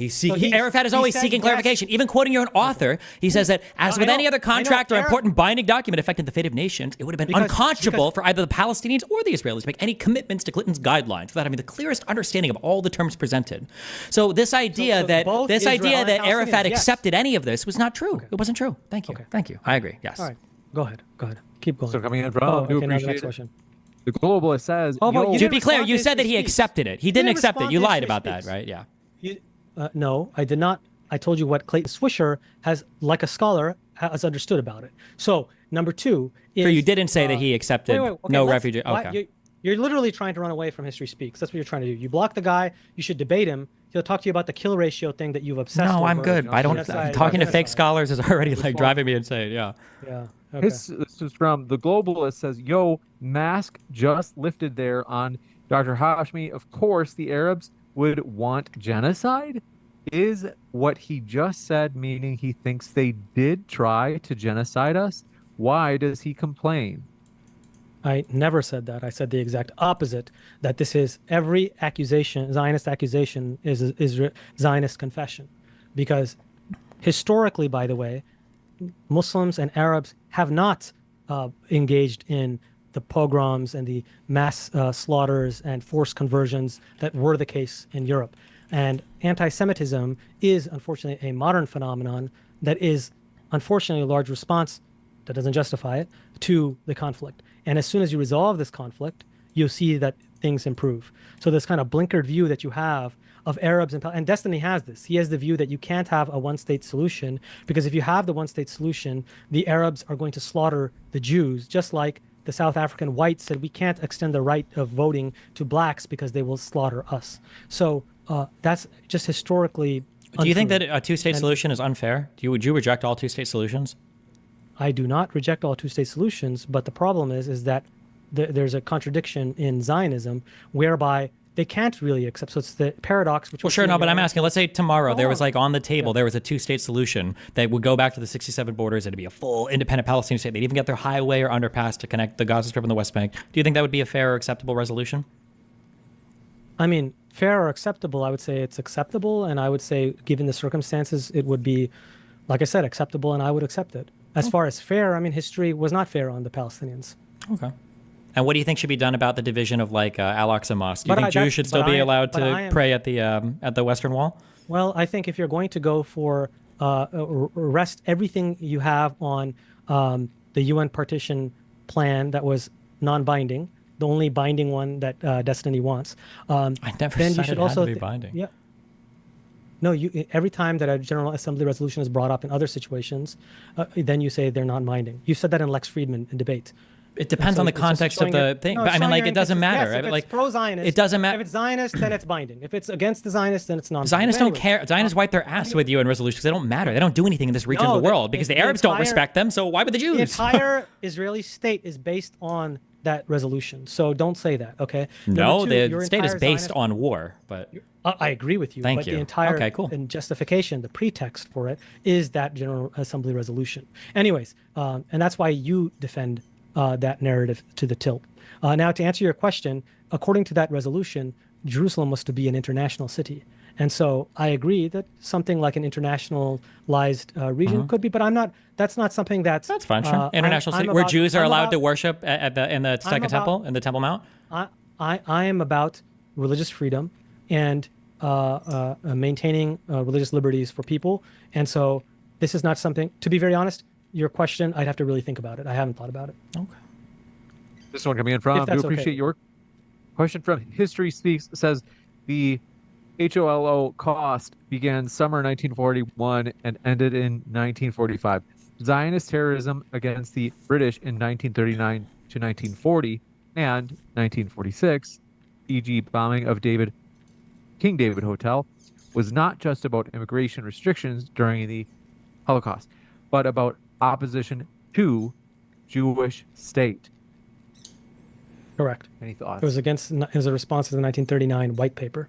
I think it's amazing that the mentally disabled can participate in online donation stuff, on watching their favorite streamers. I'm happy for him. I'm championing him. I'm clapping for them. We should go to the next one. I'm sorry. So wait, just one thing I want to say, one sentence, which is Arabs and Palestinians are to be chastised because they supposedly rejected, which they did, the UN partition plan of 1947, and the entire Nakba is justified on that basis and whitewashed by destiny. But on the other hand, when Zionists, you did whitewash. I'll show you how you whitewashed it. You tried to downplay. You said only 10 to 20,000 people fled, were expelled. It was like 700,000. What are you talking about? I have the. Yeah, what is the receipt? What did I say? 10 to 20,000. What? Okay. I come with receipts, my friend. So, okay. But wait, let me finish my second point. Yeah, go ahead. Which is that.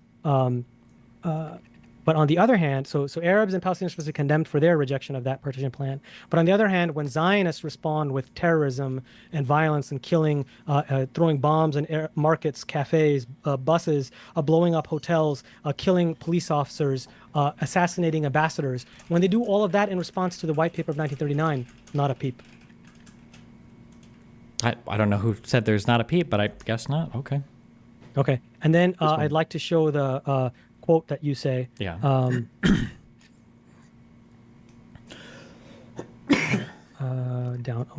I already know what he's about to quote. You're about to quote me giving the number of people that I think fled because their cities or villages were being directly attacked, as opposed to people that fled because they were worried about potential attacks. Here's your quote. Here's your quote. Ahead. You're right. Yeah. And then I'll give you a response. Okay.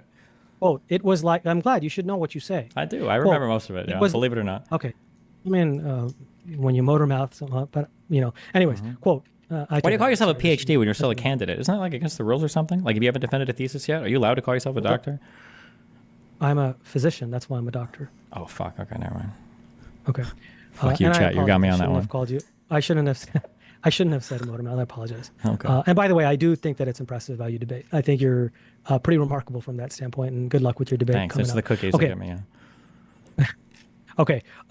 So this is your quote. It was like 20,000 people or 10 to 20,000 people who were driven from their homes. The rest left because they were worried about violence, but not 700,000. They were not driven from their homes. This is in your debate with Umar Badr, Mark timestamp 3900. And here is the response. Okay. The response is, first, British Middle East Office issued a report in August 1948. Quote, the initial difficulty of persuading the Arabs of Palestine to leave their homes has been overcome by Jewish terrorism and Arab panic. Morris, Birth, page 40. Okay. And then more clearly, Benny Morris, quote, there is a clear chronological one-to-one correspondence between the Jewish offensives and the flight of the bulk of the population from each town and district attacked. Plan D, it accorded the Haganah carte blanche to completely clear vital areas of Arab population. Most villagers fled before or during the fighting. Those who stayed put were almost invariably expelled. Birth, pages 592 to 593. So the point is, they didn't. You tried to portray it as it was just the violence. They were scared of violence. No, it was Zionist terrorism that they were fearful of because the Zionist terrorism was intended to create that panic and cause them to flee. Including, they used to use loudspeakers with, crazy sounds and noises to try to create fear and havoc. You're restating what I said. Yeah. Okay. Yeah, there was a lot of fear. There was a lot of. You literally just said at the end. Yes, that's what I said. Yes. Imagine if I said. Well, actually, you did it, so I don't need to imagine it. Okay. That, the Native Americans weren't ethnically cleansed. Do you think the Native Americans were ethnically cleansed? I don't use ethnic cleansing prior to 91. I think it's a really silly concept to try to So retroactively. before 1990, no one was ethnic. So what happened to the Native Americans? What do you describe that as? I don't like the term genocide. I just think it just feels weird genocide. I said ethnic. Do you know the difference between ethnic cleansing and genocide? Well, yeah, but if you know the difference between ethnic cleansing and genocide, you wouldn't describe what happened to the Native Americans as ethnic cleansing. I think you would describe it as a genocide, no? If you're going to use one of the ethnic cleansing, theoretically, if you want to apply it, I think it technically just means you're removing somebody from a particular piece of land just based on their either ethnic, national, religious, whatever it is. Ethnic cleansing sure. And acts of genocide when it came to the Native Americans. We'll jump to the next one. Even Lord says, If the Israelis didn't like the party members of the Third German Empire, why did they recruit them into the Mossad and other intelligence groups? Because they were the real Nazis the whole time.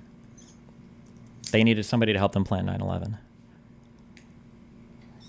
This one from Even Lower, it says, Mr. Bonnell, why did you blacklist? Let's see. I think we should say not really pertinent, Even Lord. I just want to. Thomas, it's against destiny. Don't. What was it, Javad? I mean, we shouldn't do the ones that are just insulting either me or him. I don't understand. It's not even insulting. I don't understand. They claim that Stephen blacklisted Mr. Wilson. Andrew Wells said yes, because the guy's a little insane and unhinged. He just does weird personal attacks all day. Yeah. They say, let's see. Will you apologize, Stephen, for inciting hatred and violence on X? They think that you're inciting hatred and violence on X. Well, if I am, then I'm sure they'll ban me for it. I wouldn't necessarily agree with that. I haven't. I don't know the proof of that, but this one from Thomas D says, Mr. Bargadell, do you think the Palestinians would show as much restraint as Israel if the roles were reversed? Well, all I know is you're not Mr. Bargadelli. That was for Steven. Oh, I apologize. No, that has to be a question for him. That should be a question for him. Yeah. No, go ahead. Okay, but yeah. So this is a point that Destiny has made, and this is a Sam Harris reverse scenario. What if Hamas was in control? They would want a genocide. These are what ifs, counterfactuals. Well, Hamas wouldn't exist if it wasn't for Israel's occupation, ethnic cleansing, and now genocide. All these factors, occupation. These things. So these kind of counterfactuals are silly. What I do know is that according to Benny Morris in his book 1948, we can just compare who had the greater atrocities during the war. In the 1948 war, according to Benny Morris, there were only 2 or 3 Arab massacres. Did the Arab states come in? Did they massacre? They did conquer some towns. Did they massacre people? Did they kill civilians? No. In fact, when the Arab states got involved, he says that they actually did follow the Geneva Conventions mostly, and that the massacres all happened more on the Jewish side. This is Benny Morris who's saying that. And this is in the conclusion of 1948, in his book 1948, that the Arabs, the Zionist side had more massacres, they had more rapes, and they had, of course, more ethnic cleansing. So do you think that the Arabs thought that the Jews in 48 were going to massacre and kill all the people that fled? That's why they fled, because they were so worried about it? Or do you think that those fears were probably largely overblown? No, they were not overblown. There was the Dar Yassin massacre. There were several other massacres that occurred that you're not going to, when you have kids, you're not going to take a chance and say, right, that's what those kind of massacres are designed to invoke. Right? Why do you think in 67 they were like, fuck it, we're not going to run this time? And they didn't actually all run from the Gaza Strip or the West Bank? Well, that's a great question, actually. So after, so for example, in the current Gaza crisis, the reason why Egypt closed down the border was because the Palestinians and everyone knows that they now know from Israel's practice, because in 1948, when they fled, they thought they could come back. But Israel has created a pattern where once you leave your land, you're never allowed back. Even if you're a citizen, I mean, a resident in Jerusalem, for example, you leave, you go to study abroad, they will strip you of your residency. Like this has happened on multiple occasions. So that's the reason why after this pattern was established, Palestinians are much more resistant of fleeing and giving up their land. So in 67 they didn't flee, because they weren't sure they'd be able to come back, but they also didn't think they were all going to be massicered and killed, right? That's why they didn't flee in 67. You don't know that there was another ethnic cleansing in 1967 called the Nazca? From which regions? From where? From the this was in the West Bank. How many people fled from probably this one? In the Gaza too. There were a few 100,000. I can give you the exact number. Okay, I didn't know that. So the 1967 Nazca, and by the way, this was by Israel's third prime minister, who said in 1967 the same problem was present: how to get rid of all these Arabs. He said in a closed meeting, quote, "I want them all to go, even if they go to the moon." That's the Israeli policy. Wait, why would you describe what's going on today as a second Nakba then? Wouldn't this be the third one? You could say that. Okay. But they gave another coming in from. Do appreciate it. Thomas D says, Is it a fact that Jews, I don't know what this refers to. Is this something inappropriate? The globalist says, please, let's not do this. Can we move to the current conflict and not formation because the current situation is Enlightenment values versus shoddy Islam? Please debate why Hamas is being legitimized versus IL. IL, is that not Islamic? Is that Islamic law? I'm talking about international humanitarian law. That's what I'm talking about. So I'm not an Islamist. I'm a proponent of international law, unlike, unfortunately, Destiny. He doesn't think international law is important. He stated not so true, much but on the Lex Friedman podcast. Well, you said that on the Lex Friedman podcast. You said that. Never said that. So actually, it's Israeli policy that we don't want to go to international bodies for a resolution. We want bilateral negotiations, which means lopsided negotiations between a powerful party and a weaker party. So this is actually not a coincidence that people like Destiny. You did say that. That's why Moeen Rabbani responded so eloquently to you. Do you not remember when he said to you about the law of the jungle and your view? You don't remember that? No, I don't remember a lot of what he said. It was pretty crazy because I had an insane dude screaming at me, some crackhead across the table for the entire time. He wasn't even addressing you. And by the way, I'd like to thank Norman Finkelstein for answering my emails over the years.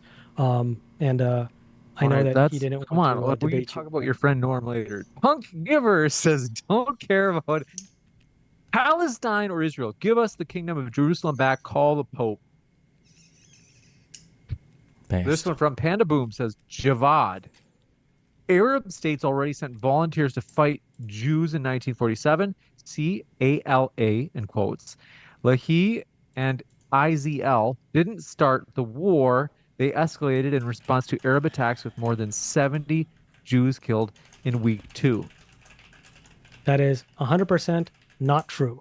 The Lehi and Irgun attacks, the Irgun terrorism, started virtually immediately after the UN resolution. So it's completely not true. The ALA took a few months to come in. I think it was even in the beginning of the year, next year. So I can get you the exact date if you want, though. Even Lord says for both, what is the problem of an ethno-supremacist nation state defeating and expanding against their neighbors and rivals? I believe might makes right. That's Destiny's viewpoint. True, based. This one from Thomas D says, who wins in a fight, Israel, Eren Yeager, or Light? What does this mean? Does Light have his death note or not? Who knows? The Globalist says, I think they're trying to gouge you. They say Mr. Hashmi is pure propaganda, does not discuss how we get to peace, justifying the genocide of Jews because something happened years ago. How do we get to peace with Hamas and terror? Well, that's a great question. So there's not a genocide going on right now against Jews. If there was, I would stand up against it. I try to be principled in my stances. But right now there is a plausible genocide being committed against the Palestinians, and I definitely oppose that. And so that's the real genocide. As far as how we get to peace, I'm a supporter of the one-state binational solution, and I recommend reading on this for those who are interested. The book that shifted me on this, because I used to be a resolute two-stater, is it's called One Country by Ali Abu Nima. That really shifted. And really all that amounts to is giving everybody under Israeli control, which is already a one state, equal rights and democracy. And that's what a liberal should actually support. You got it. This one from says Destiny has to resort to trolling. And they say when he gets outclassed, they say constant is just, they say, yeah. Oh, Lord says Destiny joking about cookies like Nick Fuentes. Heck. The Globalist says he needs to stay in the past. The present is Jihadi Islam, and he cannot admit that. The current fight is the Muslim Brotherhood's Hamas versus Islamic law. The present conflict is a genocide being carried out by Israel. This one from Panda Boom says Javad Gurion's quote, I gotta be saying that a lot, in 47 through 48 about not accepting 45% of Arabs in Israel is false. He referred to future Jewish immigration to build a stronger majority and not about kicking the Arabs. So you're telling me that he issues a statement 1 month before Plan Dalit, and you're saying that there's no connection. So what you have is a consistent collection of quotations such that Benny Morris has said there is a consensus or near consensus on forced transfer, which is ethnic cleansing. And it goes all the way up to Plan Dalit. And we're saying that there's no connection. Okay. This one coming in from L says, we got that one. Panda Boom says, Javad, Israel isn't occupying the West Bank. UTI, Hasid Itis. I had this idea of like people like just like, well, this and then here's two quotes. It's like this can't be real. I don't know if it's like if there's like a fucking a PhD degree mill or something out there. I don't understand where the idea that this is a real thing comes from. Like is insane to me. Opinion are fallacies. Okay, so this is a good question that he asked because Destiny in the past has said that it's not sure if they're occupied territories. When he's talking about apartheid, like he's even quoting me to myself. Occupied, because then he says that apartheid doesn't apply, even though he's wrong. Why does he keep calling it apartheid? Example, I don't know why he's saying is there ever an occupied territory where they use the term apartheid? Yes, it was literally when it came to South Africa. South Africa occupied Namibia. So they made sure that when they wrote the convention, they said Southern Africa instead of South Africa to make sure to include apartheid in an occupied territory. So that argument that you spent so much time goes to the wayside. And then on the other hand, on other instances, Destiny will say he's not sure. It's maybe disputed territory. So which is it? If Harvard Bio is accurate, the dude has been studying MD with 2 other degrees. I would think even a doctor would do like but like I said, I have no idea. Ulti says, I recently started to investigate this. Long story short, Zionism came out of nowhere and started taking people's homes. You get a collection of cherry-picked quotes on your own to quote in America, back them. we just bear arms to make sure that kind of bullshit doesn't happen to us. Well, I mean, that's a very oversimplified way of looking at things, but broadly, I would say it's correct that for the Palestinians, you had these Zionist settlers coming out of nowhere and wanting to take away their homes, and I think Americans would fight back. Like, I think Cenk Uygur said to Destiny, he's got a gun in the back. I think he would also want to fight back and, have liberty or death. This one from Tim Owen 09 says, Destiny, will you please watch Mr. Anderson versus Dr. Dino debate? Okay. Mikey P says, question for Javad. You said, quote, Chamsha, am I saying that right? In reference to Destiny. I was wondering what that meant. I couldn't find what it meant. It means spoon. It's a word that we use for somebody who's a propagandist.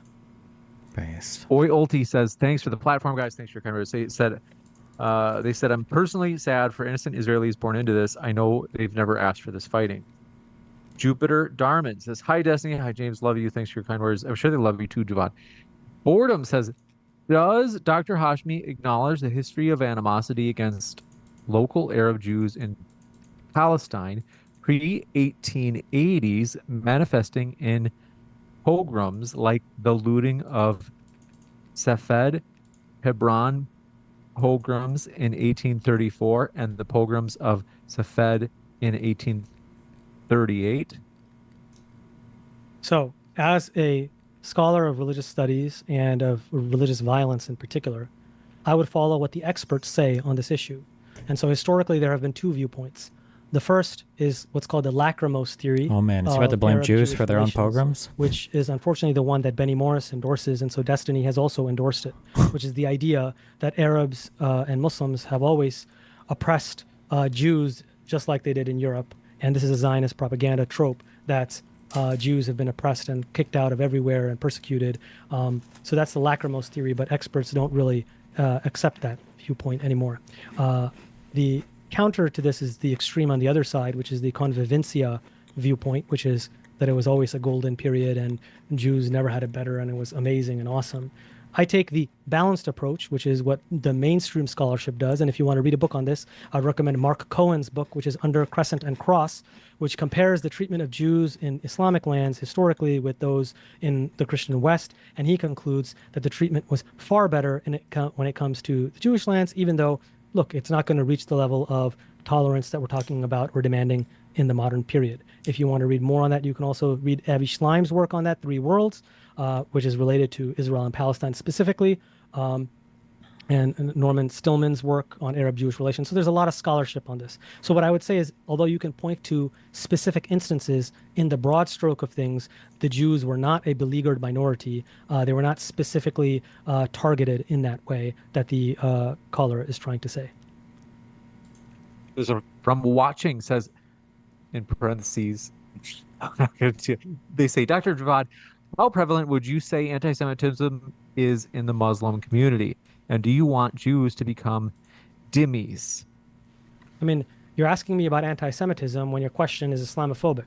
So the question that I would ask you is, okay, yeah, we can accept that ever since Zionism, there has been this importation of anti-Semitism. Not to say that there weren't any anti-Jewish ideas or thoughts before that, but largely this anti-Semitism is something modern and new due to the Zionist entity. But what about all of the Islamophobia and the anti-Arab sentiment amongst Jewish communities, and especially amongst Zionists and amongst people like Destiny, who has called Arabs, religiously and culturally, socially prone to violence? They can't want peace. They just don't want peace. They're just hungry for war.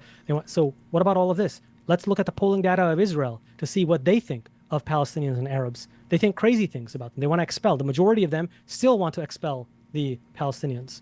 And in fact, the Palestine Papers revealed that just very recently, in 2008, the Israeli state was trying to get forced transfer even still. And we're talking about Omert's offer. Let's talk about that as well. So how is it that there are like 100 times more Arabs living in the single Jewish country of Israel than there are Jews living in every other Arab country in the world combined? Because it was an Arab majority country before Zionists came, and they couldn't complete the job. And Ben Gurion said, damn it, I wish we did complete the job. Wait, why couldn't they complete the job if they were trying to kick everybody else? You just gave me all those quotes about transfer. Why didn't they kick all of them out after 48? Because they actually tell you, the logic, they tell you that unfortunately we can't do that now because of international pressure. And they thought these armistice agreements wouldn't be as lock solid as they were, and so they could no longer do it. But what they did do is they put that percentage of people that were left, no longer 45%, but now a manageable 10 to 15%, they put them under military rule. So for up until 1967, 1966, they were under military rule, in which the military rule was used to impoverish them, to steal more land, to restrict them. Well, they were under military rule because all the surrounding Arabs were trying to kill them, right? That was the whole issue. That was why. But number one. But number two, if the really planned out was to expel all the Arabs the entire time, why wouldn't they have just expelled all of them? It's interesting that they didn't do that, yeah. So you're actually a proponent of crackpot realism, which is that you can so this is a scholarly term used for the idea that you can justify any endeavor using security. And the perfect example of this is your claim that they blocked cookies from Gaza because they were going to use those cookies for Qassam rockets. That's crackpot realism. Theoretically, who knows? Maybe they're in a lab and making Qassam rockets out of cookies. I mean, you can't completely say that it's not. But why we know that your claim is false is that Haaretz has released declassified documents which show that there were the Shin Bet actually had a plan to dispossess the Arab minority, and they specifically say it's not because they're a threat, because they weren't a threat. They were actually surprised at the fact that they were so docile. And they were so docile because they were a defeated community at that point in time. And they were also scared for their security. And so they said, actually, when we mean security, we actually mean demography. We mean we need a Jewish majority. Wait, so if you're telling me that the Shin Bet said that they wouldn't expel these people because it seemed like they didn't represent a threat, doesn't that just kind of further the idea that the people that were expelled were done because they thought that they were going to try to go to war with them? Like the Palestinians did and all the surrounding Arabs did? How does that further that there was like a planned ethnic cleansing? I didn't understand the question. Can you repeat what you said? If Jews, the claim is Planned Dalet was an ethnic cleansing. It had nothing to do with security, right? It was ethnic cleansing, right? No, it's not. I didn't say. Did I say that? That the goal was to get rid of the Arabs. They specifically thought getting rid of the Arabs was a necessary thing for security. That's not really an ethnic cleansing then. Yes, it is. When the Hutus were wiping out the Tutsis, they thought they had to do that because of the security, because they thought that there were massacres on the other side. Hold on, let me just check. If there is a war between two sides, and as part of the war, one side is trying to kill the other, and when the other side fights back in areas where the side that's trying to kill them is present, and they expel those people from areas, you consider that ethnic cleansing? It's part of a war? Do you think the Hutu Tutsis? I'm not answering anything about the Tutsis already. Okay, I'm curious. Would you consider that to be? Would you consider that to be an ethnic cleansing? It's not about what I consider. It's like there's no debate about this. Ethnic cleansing, even Benny Morris, like I said, doesn't disagree with this. He just says, what Benny Morris says is, yes, it was ethnic cleansing, but it was justified because of war. He doesn't deny that it's ethnic because he calls it a transfer. Until later, it's not he did when it became a propaganda. Well, he did because it's a stupid term, because it's a nonsense term, right? That everything that we don't like in war is like a genocide and an ethnic cleansing and apartheid, because we have to use the biggest words possible, because if we do, well, they need the fact on the ground, like it looks horrible. Are you going to eat your words now about apartheid? You can't use apartheid because of it's an occupied territory. Are you going to eat those words now? What are we eating words for? I'm just saying it's strange that now you're giving me security justifications for why people weren't expelled in 47, 48, when that's the Zionist term, is that they expelled people because of security reasons. I thought it was just an ethnic cleansing because they hated Arabs. Okay, so there was a committee created to deal with the Arab issue. This is what was released in the Haaretz paper, Haaretz articles. I can give you the link if you want. And they said that it's literally not about security in that sense. Our intent, quote, is to preserve Israel as a Jewish state. That is the central problem. When we say security, this is what's meant, not necessarily a revolution by the Arabs. Is in reference to what? Article. Yeah, in reference to what? At what time period? A military. Now it's always about the time period. You're going to say it's not the time period you're interested in. It's exactly after 1948 when they put them under military rule, which was the exact conversation that we were having. Why do you get so mad when I ask for a year? Why does that upset you so much? We're talking about history. You understand that, like, the history, that the year is important. I don't know why you get so upset about this. You asked. I'm not upset, my friend. When you well, I mean, I don't like when people are genocide or ethnic cleansing, defenders. That's not something that I like.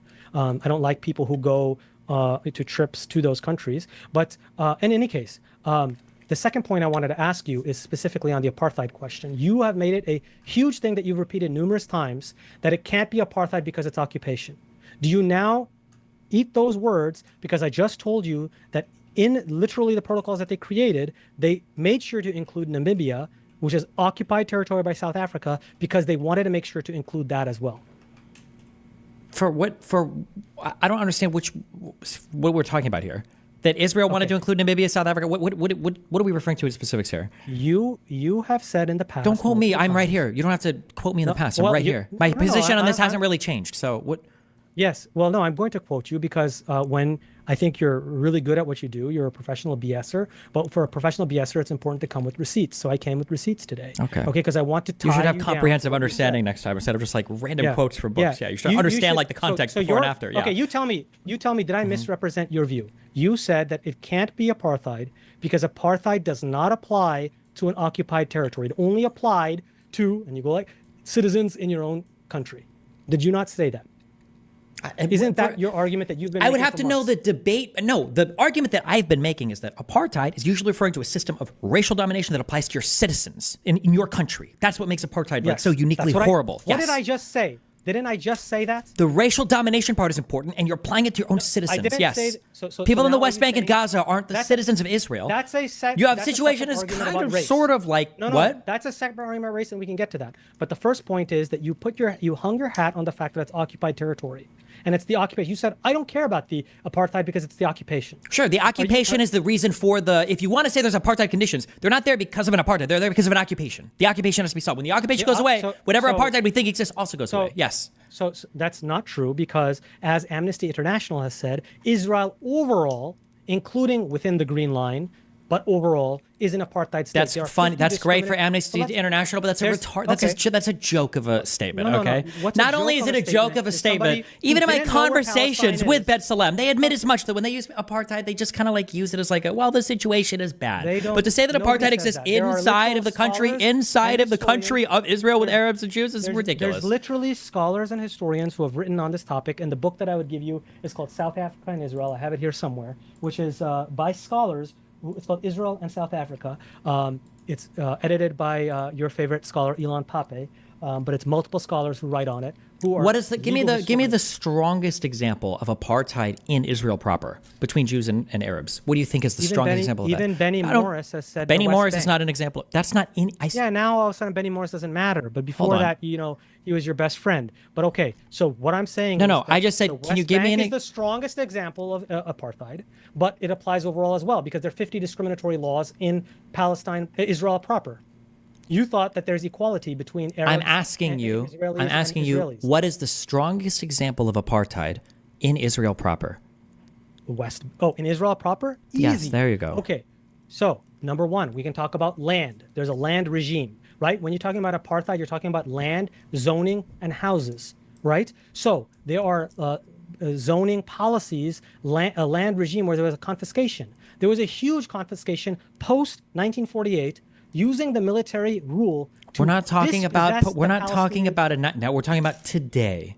Or in the last So like 5 years. Right now, today. We didn't say it was an apartheid in 1948. We're talking about today, right now. What is an apartheid in Israel proper? So no problem. I'm getting there. I'm going chronologically. Okay. So number one, they dispossessed the Palestinians over the course of 2 decades. Can we do it? Okay, I got number two. Okay. Number two. Just as a heads up, I have to leave at like 10:55. I got like 2, 3, or 4 minutes. Okay. You can just say just today. What is the strongest example of apartheid today? So zoning and segregation policies. Almost segregation and zoning does not. Even if we were to accept that that there is zoning, that's not apartheid.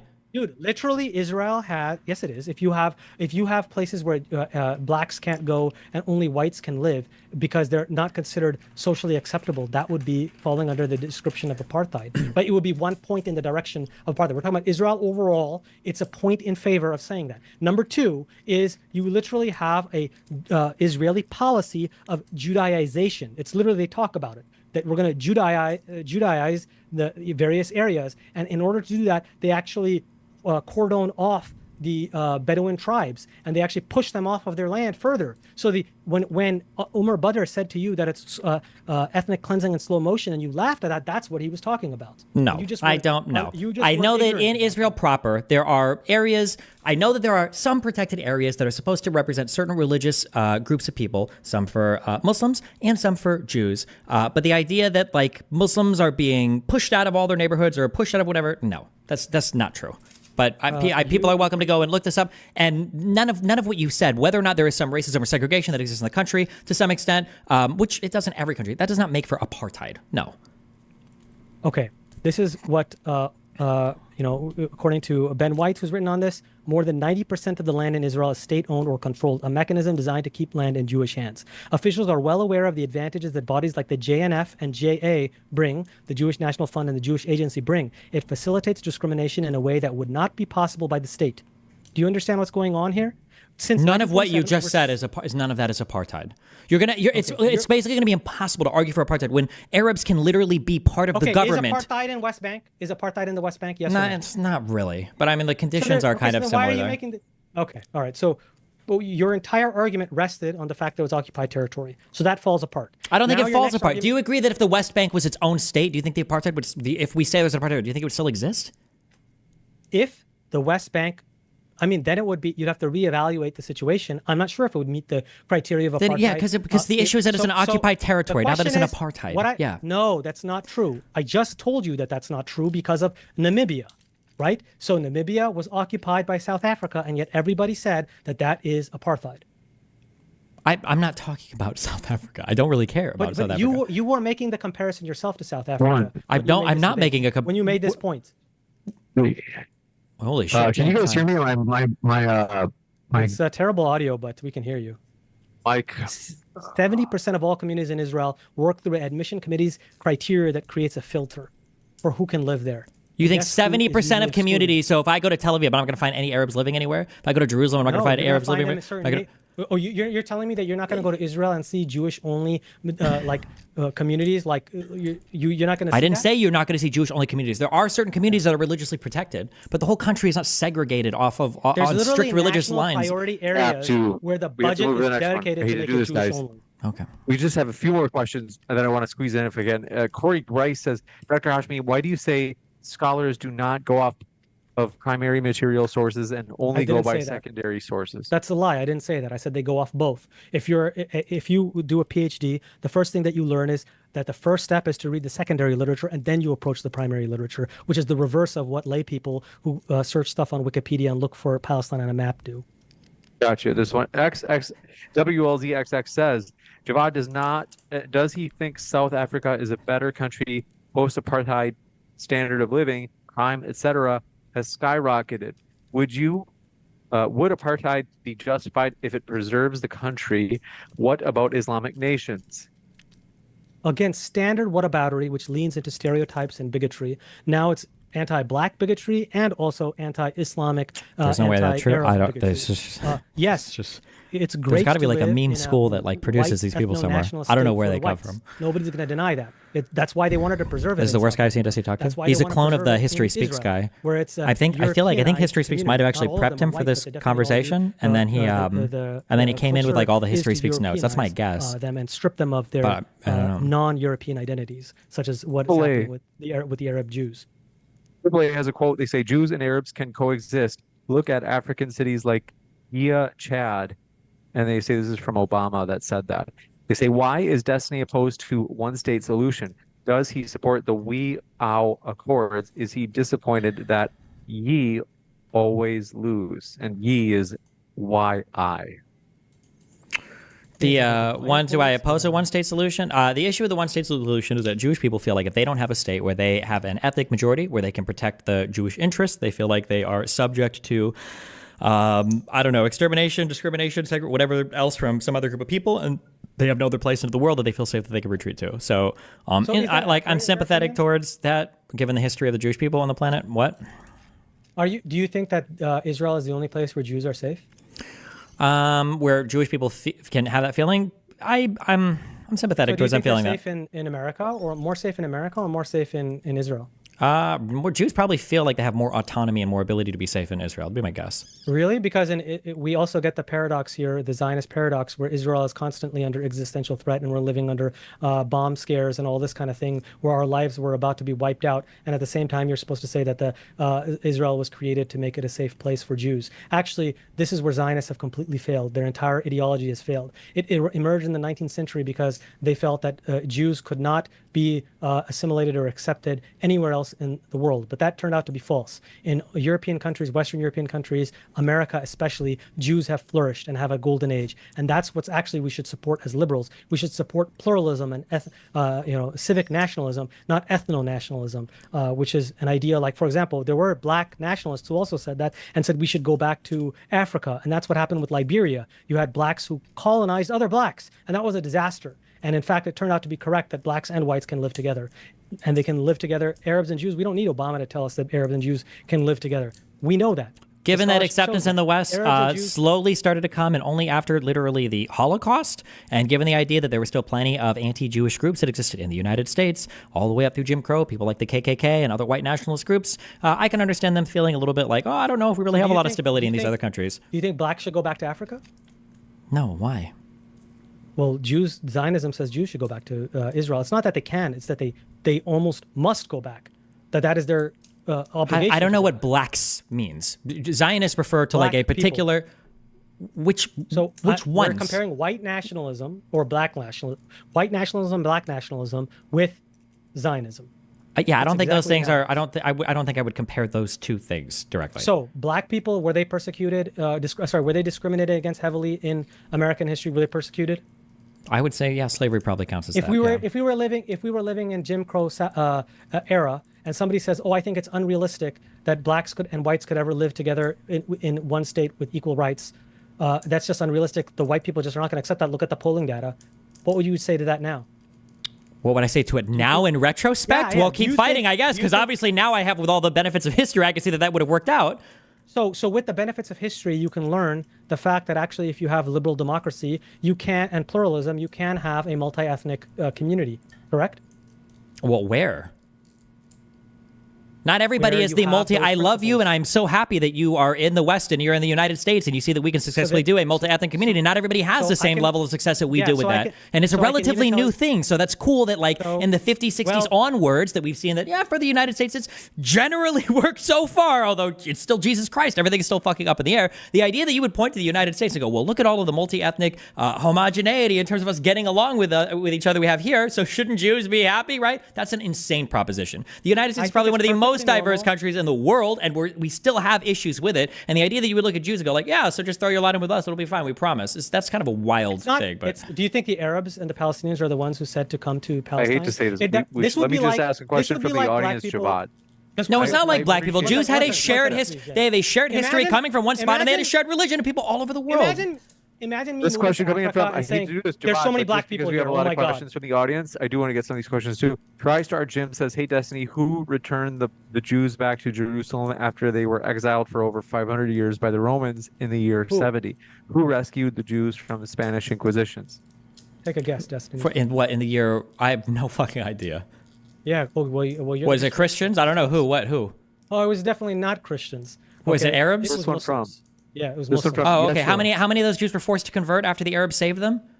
They did not force to convert. You're the most ignorant person. None of them were forced to. to. Oh, they just got to live as dhimmi Am I status, saying- where they had am to I crawl saying- on their do you knees think- past whenever there was where they weren't allowed to even ride That was- horses or camels Okay, or whatever. let's Those talk- are okay. Yeah, you- that was such you a wanna great debate life that that? they lived there. Okay. You want to debate that? That was never enforced, almost. Oh, never You can enforced read- almost. under- Well, so it wasn't read- enforced in a lot because a lot of them were read just under- forced to convert or die. I mean, that's true too. Yeah, sure. Nobody. Okay. Okay, yeah. Where was the forced conversion? Tell me what. For the give me one the first few example of caliphates, mass forced conversion. these empires literally forced people when they False. took over their place. Oh, okay. False. My bad. Okay. False. They actually from just took a tax and left them Yeshua. alone. No, they they in fact did. didn't Yeshua want the Muslim converts. You don't know anything. You're ignorant. Yeshua. Yes. Okay. Yeshua the King says, thoughts on I'm an creating a expert whole new on this state. topic. You don't know what you're talking about. And I think this is probably going to be our last question. I think they say, thoughts on creating a whole new state with a completely different name owned by a foreign government, or it will just be a never-ending back and forth.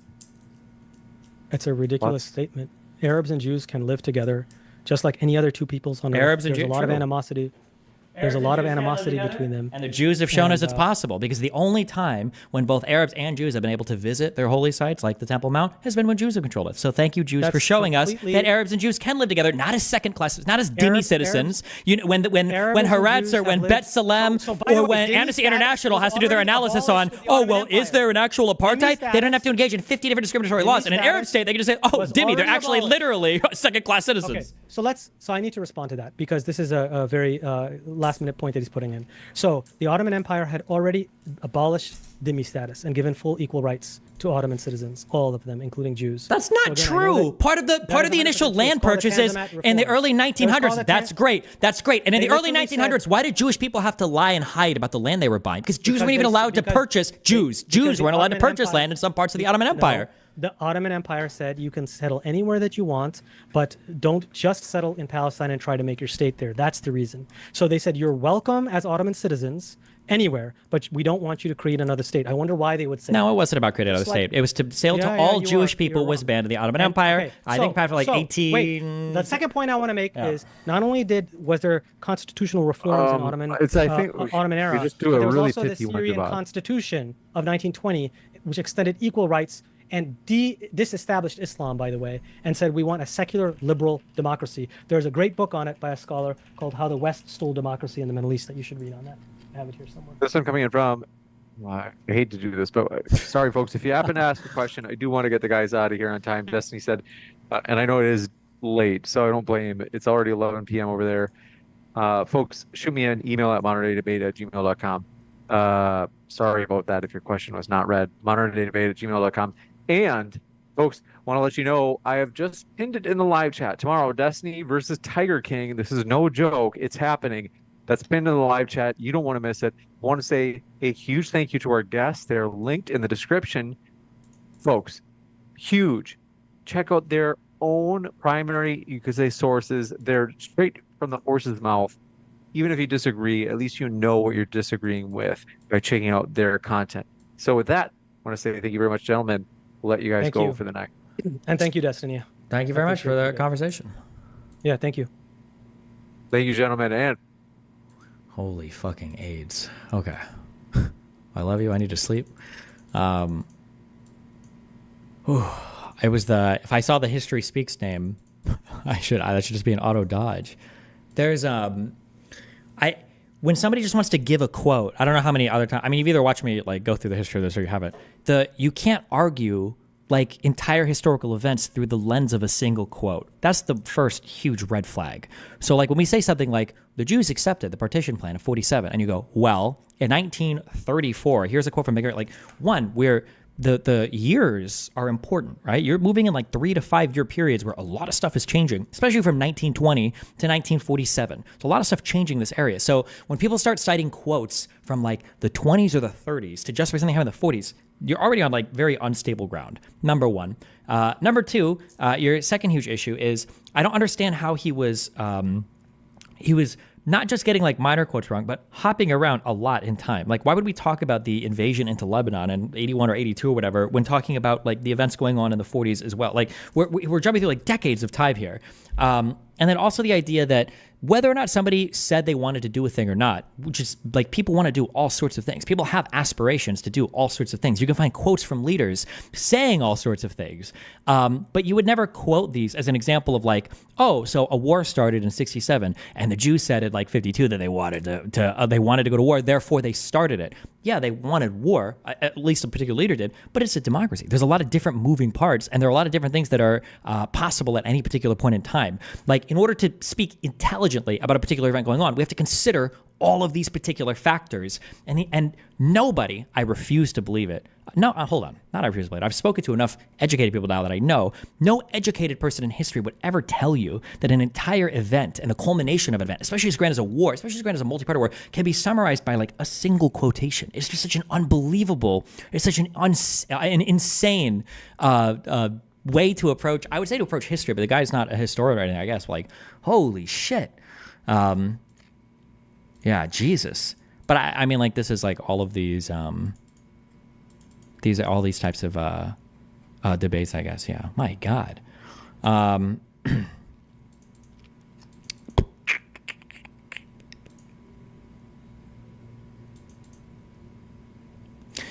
Do you think a combo with this guy in History Speaks would be better in a calmer / long form environment, like reading through stuff together? Because while the quotes were annoying, I think he was artistically trying to make a point. No, I don't give that level of charitability anymore. I think that when you live in quotes, it's because you don't have the context. If I'm asking you, why would Jews want to do a thing? What I would expect is, give me like a comprehensive answer talking about, what were the goals? What did people like Herzl and then oh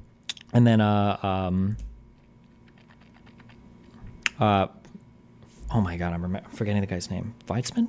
Tell me what these people were talking about at the time. Tell me the actions that the country took, and then tell me about the events that are going on. And if you want, you can use a quote to back something up, or you can talk about like a speech that was given or whatever. That's fine. But you have to have like these things all contextually sit within like these grand events. Like, imagine if you were trying to quote, we understand this intuitively.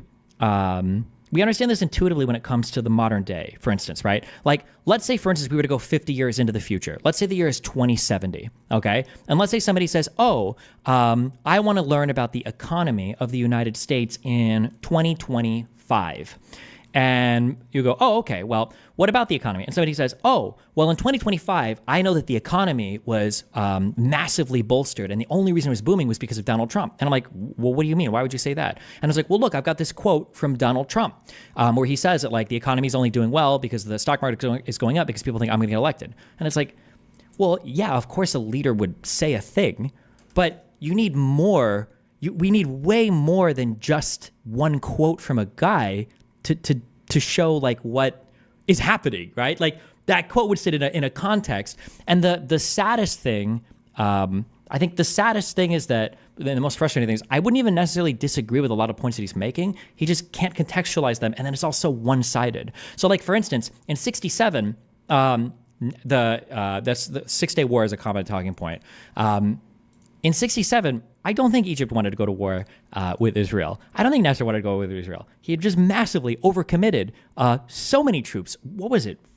It was like 40 to 70,000 soldiers were already tired because of adventures in Yemen that had gone catastrophically, okay? I don't think that Nasser wanted a war.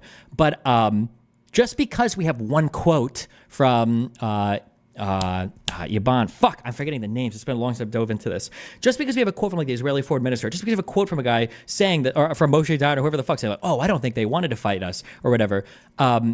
There's more to it than that, right? It's not the fact that they did or didn't actually want to go to war. It's the fact that the public-facing rhetoric was that of a country that wanted to go to war. They were hyping everybody up around them wanting to go to war. They were taking steps that like very clearly counted as casus bellis for war, right? Egypt closed down the same strait that they'd closed in 56. Egypt dispelled all of the UN UNEF, UN Peacekeeping, UN, I forget the abbreviation. I think it's UNEF, emergency force, right? It's a UN emergency force. They had wiped away all of the UN emergency forces from the Sinai. They had begun a deployment of their military, across the Sinai into a position that Israel, had interpreted aggressively. Like they were taking steps towards war. Now, did he actually want to? No.